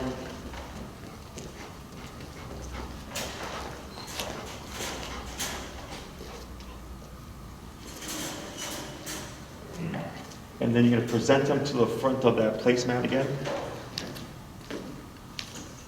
You're going to slowly stop. Good, no forging. Good. Now here, instead of sending them to place, you're actually going to down them. Okay. So we're going to let that left hand go. Good. Down. Good. Down. Good. Ah, Now, okay, use your foot here. okay. Down. Go ahead. You're good. You got it. Okay. That's all right. Now, okay. Wait a moment. Wait a moment. Okay. Okay. Now, okay. Pull forward you. There you go. Pull a little bit. Stay where you are. Pull a little bit in with the leash. Okay. Good. And then let the leash go slack. And your foot. right there. Okay, now I did that on purpose. Yeah, Do you know why I did that? tell me. Because I knew he was going to assume to go to place. Uh-huh. Okay, because the last few times you came here, you placed him. So I said, now we're going to do something different, and you're going to down him, right? And then when you actually downed him the first time, he went forward and then backward like this. Because now he's like, am I going to place or am I going to down, right? So this is what we call clarifying, okay? Is I know there's things that dogs just start to assume, and I start to put them in those positions to provoke mistakes. Yeah. Okay? So there, you downed him, he assumed I go to place, that's incorrect. Now earlier I told you that you would turn, right? But this time you didn't. And the reason is, that was correct, the reason is, before you were in a heel, when you were going to send him, and then you forward the head, so you get to turn it correct to bring him back to that heel, right? Here, you came to a stop, and the command you went into was the down, which is stationary. So there's no need to do the turn there. Okay. Does that make sense? Yeah. Yeah. So then, when he forwards the head, I was like, just anchor yourself, pull towards you and tap him to bring him in, and then you go back into that position, or you go into the leash pressure. And once you apply the leash pressure, you see how quickly he got it?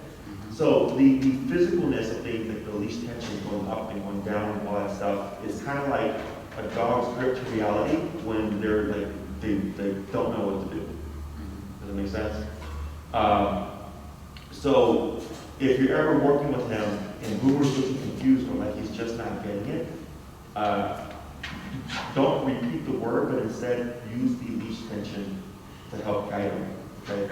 So this week, when you're using all this obedience stuff, it's going to be on the short leash, even when it's going home. Okay? Don't go home. Oh, and then, by the way, for his dog bed, to teach him that is not going to be the new place. You want him on the leash. You would say place, and you would tap and put tension to guide him. Okay. There you go. Tension to guide him, so that he learns, oh, this is now the new place. Okay, he's not going to just transfer from this, because this looks different than from what you have at home. So you said tension with the leash and guide him in a safe place, or did you say tap? Both. Okay. All no. Because you're saying this way. That's the last time you said it, you popped out. That's it. Okay, so what place we got? Place? Place? Yep, there you go. Good. So as soon as you said place, he popped his head out. So most dogs will distinguish or can distinguish when you're talking to them directly when it's a conversation. But the two times that he popped up, you guys said that he made a place. So he was like, am I supposed to move? Okay, I got distracted, so just to clarify, when I do this at my house, I use the leash tension, tap, and the command. Correct. Okay. Yeah. The keyword. So you would say, yes, you would say the keyword, tap, and intention to guide him. It should be a fairly straightforward process. Yeah.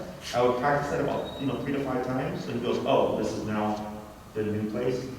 And then, whenever you're using any of your obedience, your sit, your down, your place, your heel and stuff, all of this, you want to have a leash on, even if it's inside the home. Okay? Because we have to, again, transfer all that stuff. So a lot of people jump the gun. They're like, oh, cool, my dog, like a master of commands, and like they take the leash off to the right place, and the dog's like, what am I supposed to do? Because even though it's a familiar environment, it's a new environment. Okay, remember, dogs are about pictures. Yep. So he's learned all this stuff here. So now you're just taking that and you're transferring everything to the home setting, so that you think, oh, okay, this is now the new place. Okay. Other questions? At what point would you say it's the right time to take it off leash with the commands? Are we talking about inside the home? Yeah. Inside the home, it really comes down to how much you work with it. Okay. If you're reinforcing this stuff on a regular basis within your home, I would say within probably 2 to 3 weeks, you'll get to a point where you can just say place until center and you don't need the leash anymore. Okay. The reason why we need that leash in the beginning is in case he does try to test the boundaries and go off the other way and stuff like that, you have a means of directing him back, right? So like right now when you said down and he was just like, what? And as soon as you went to step on that leash, what happened? Down, right? Because he's still trying to associate all that stuff. So since Enrique did it with him 1,000 times, he knows when Enrique that. Very simple. Okay? Other questions? So let's say I get one today and I want to put it in place, and I practice that with this guy for a while. Could I place him and then walk away, or would it need to be like, all right, you're on break time? Oh, I see what you're saying. Sure, so what you can do is keep the leash on him, and then, like, let's say you place him and he's like in the living room, and like the kitchen is like adjacent to it, or whatever. That's fine, okay? So then, if he tries to break off prematurely, you want to have that ready. You would start tapping. Ideally, he should just self-correct and go back onto the bed and go properly, okay? If you see him try to like run to the couch, because he's going to be like, down and try to get away from you now, or maybe run to you because he's thinking, I don't know, maybe Dad wants to feel, you would keep tapping in a slow, rhythmic pattern, and then use the leash tension to guide him back towards the place bed. Okay. Now, as you're walking back with him, you might find from here, he just runs there. You let the leash go. You let him complete it, you don't need to walk him all the way. Okay. Okay? And then you just go back to what you're doing in the kitchen. Okay. Now, if he keeps breaking the place position, and you're like, man, I've had to correct you like 3 to 5 times already, blah, blah, blah, then it's maybe your number's too low. Okay. Okay? Once you get the appropriate number, it's like you send him, and then he doesn't move for the next hour, or, considerable amount of time. Okay? Other questions? Not right now. So your homework for this week is heel. Any walk that you're going to go on this long, you quick little fight break, you want to enforce that heel. Okay? Remembering that when they pivot, whenever he gets ahead of you, as well as that tap. For duration commands, I suggest you should use the place, it's the easiest. And then reviewing the down and the sit and the stay and stuff, so like a small training session, just to kind of keep that going. And the next time I see you, we're going to work on the recall. And how, because down is technically a duration command as well. It's like place, but more strict. It's lay down and you can't move for the next hour and a half or whatever. But that one, like I said, is more strict. So I'd rather you start with something easier first, kind of just get used to it. You're used to how the commands work. And then when I see you next time, we can build off of what you've learned. And then also tweak anything that maybe you might be struggling with. Okay. Okay. Anything else? Not right now. I'm sure I'll come up with more questions. Yeah. If you have any questions, feel free to shoot me an email. Okay. And then this video should be up within like a couple of days or so. Okay. So you can just go to our website. If you click on this video and you go to our YouTube channel and you just search Boomer, the videos will pop up. You think here, and then you'll just need that long leash, long 30-foot leash, so that we can start transferring the recall to you and advancing that obedience. And then just take it from there. Okay. A lot of information, huh? Yeah. I can see your brain. You're like, man, this is like I got to think here. So, yeah.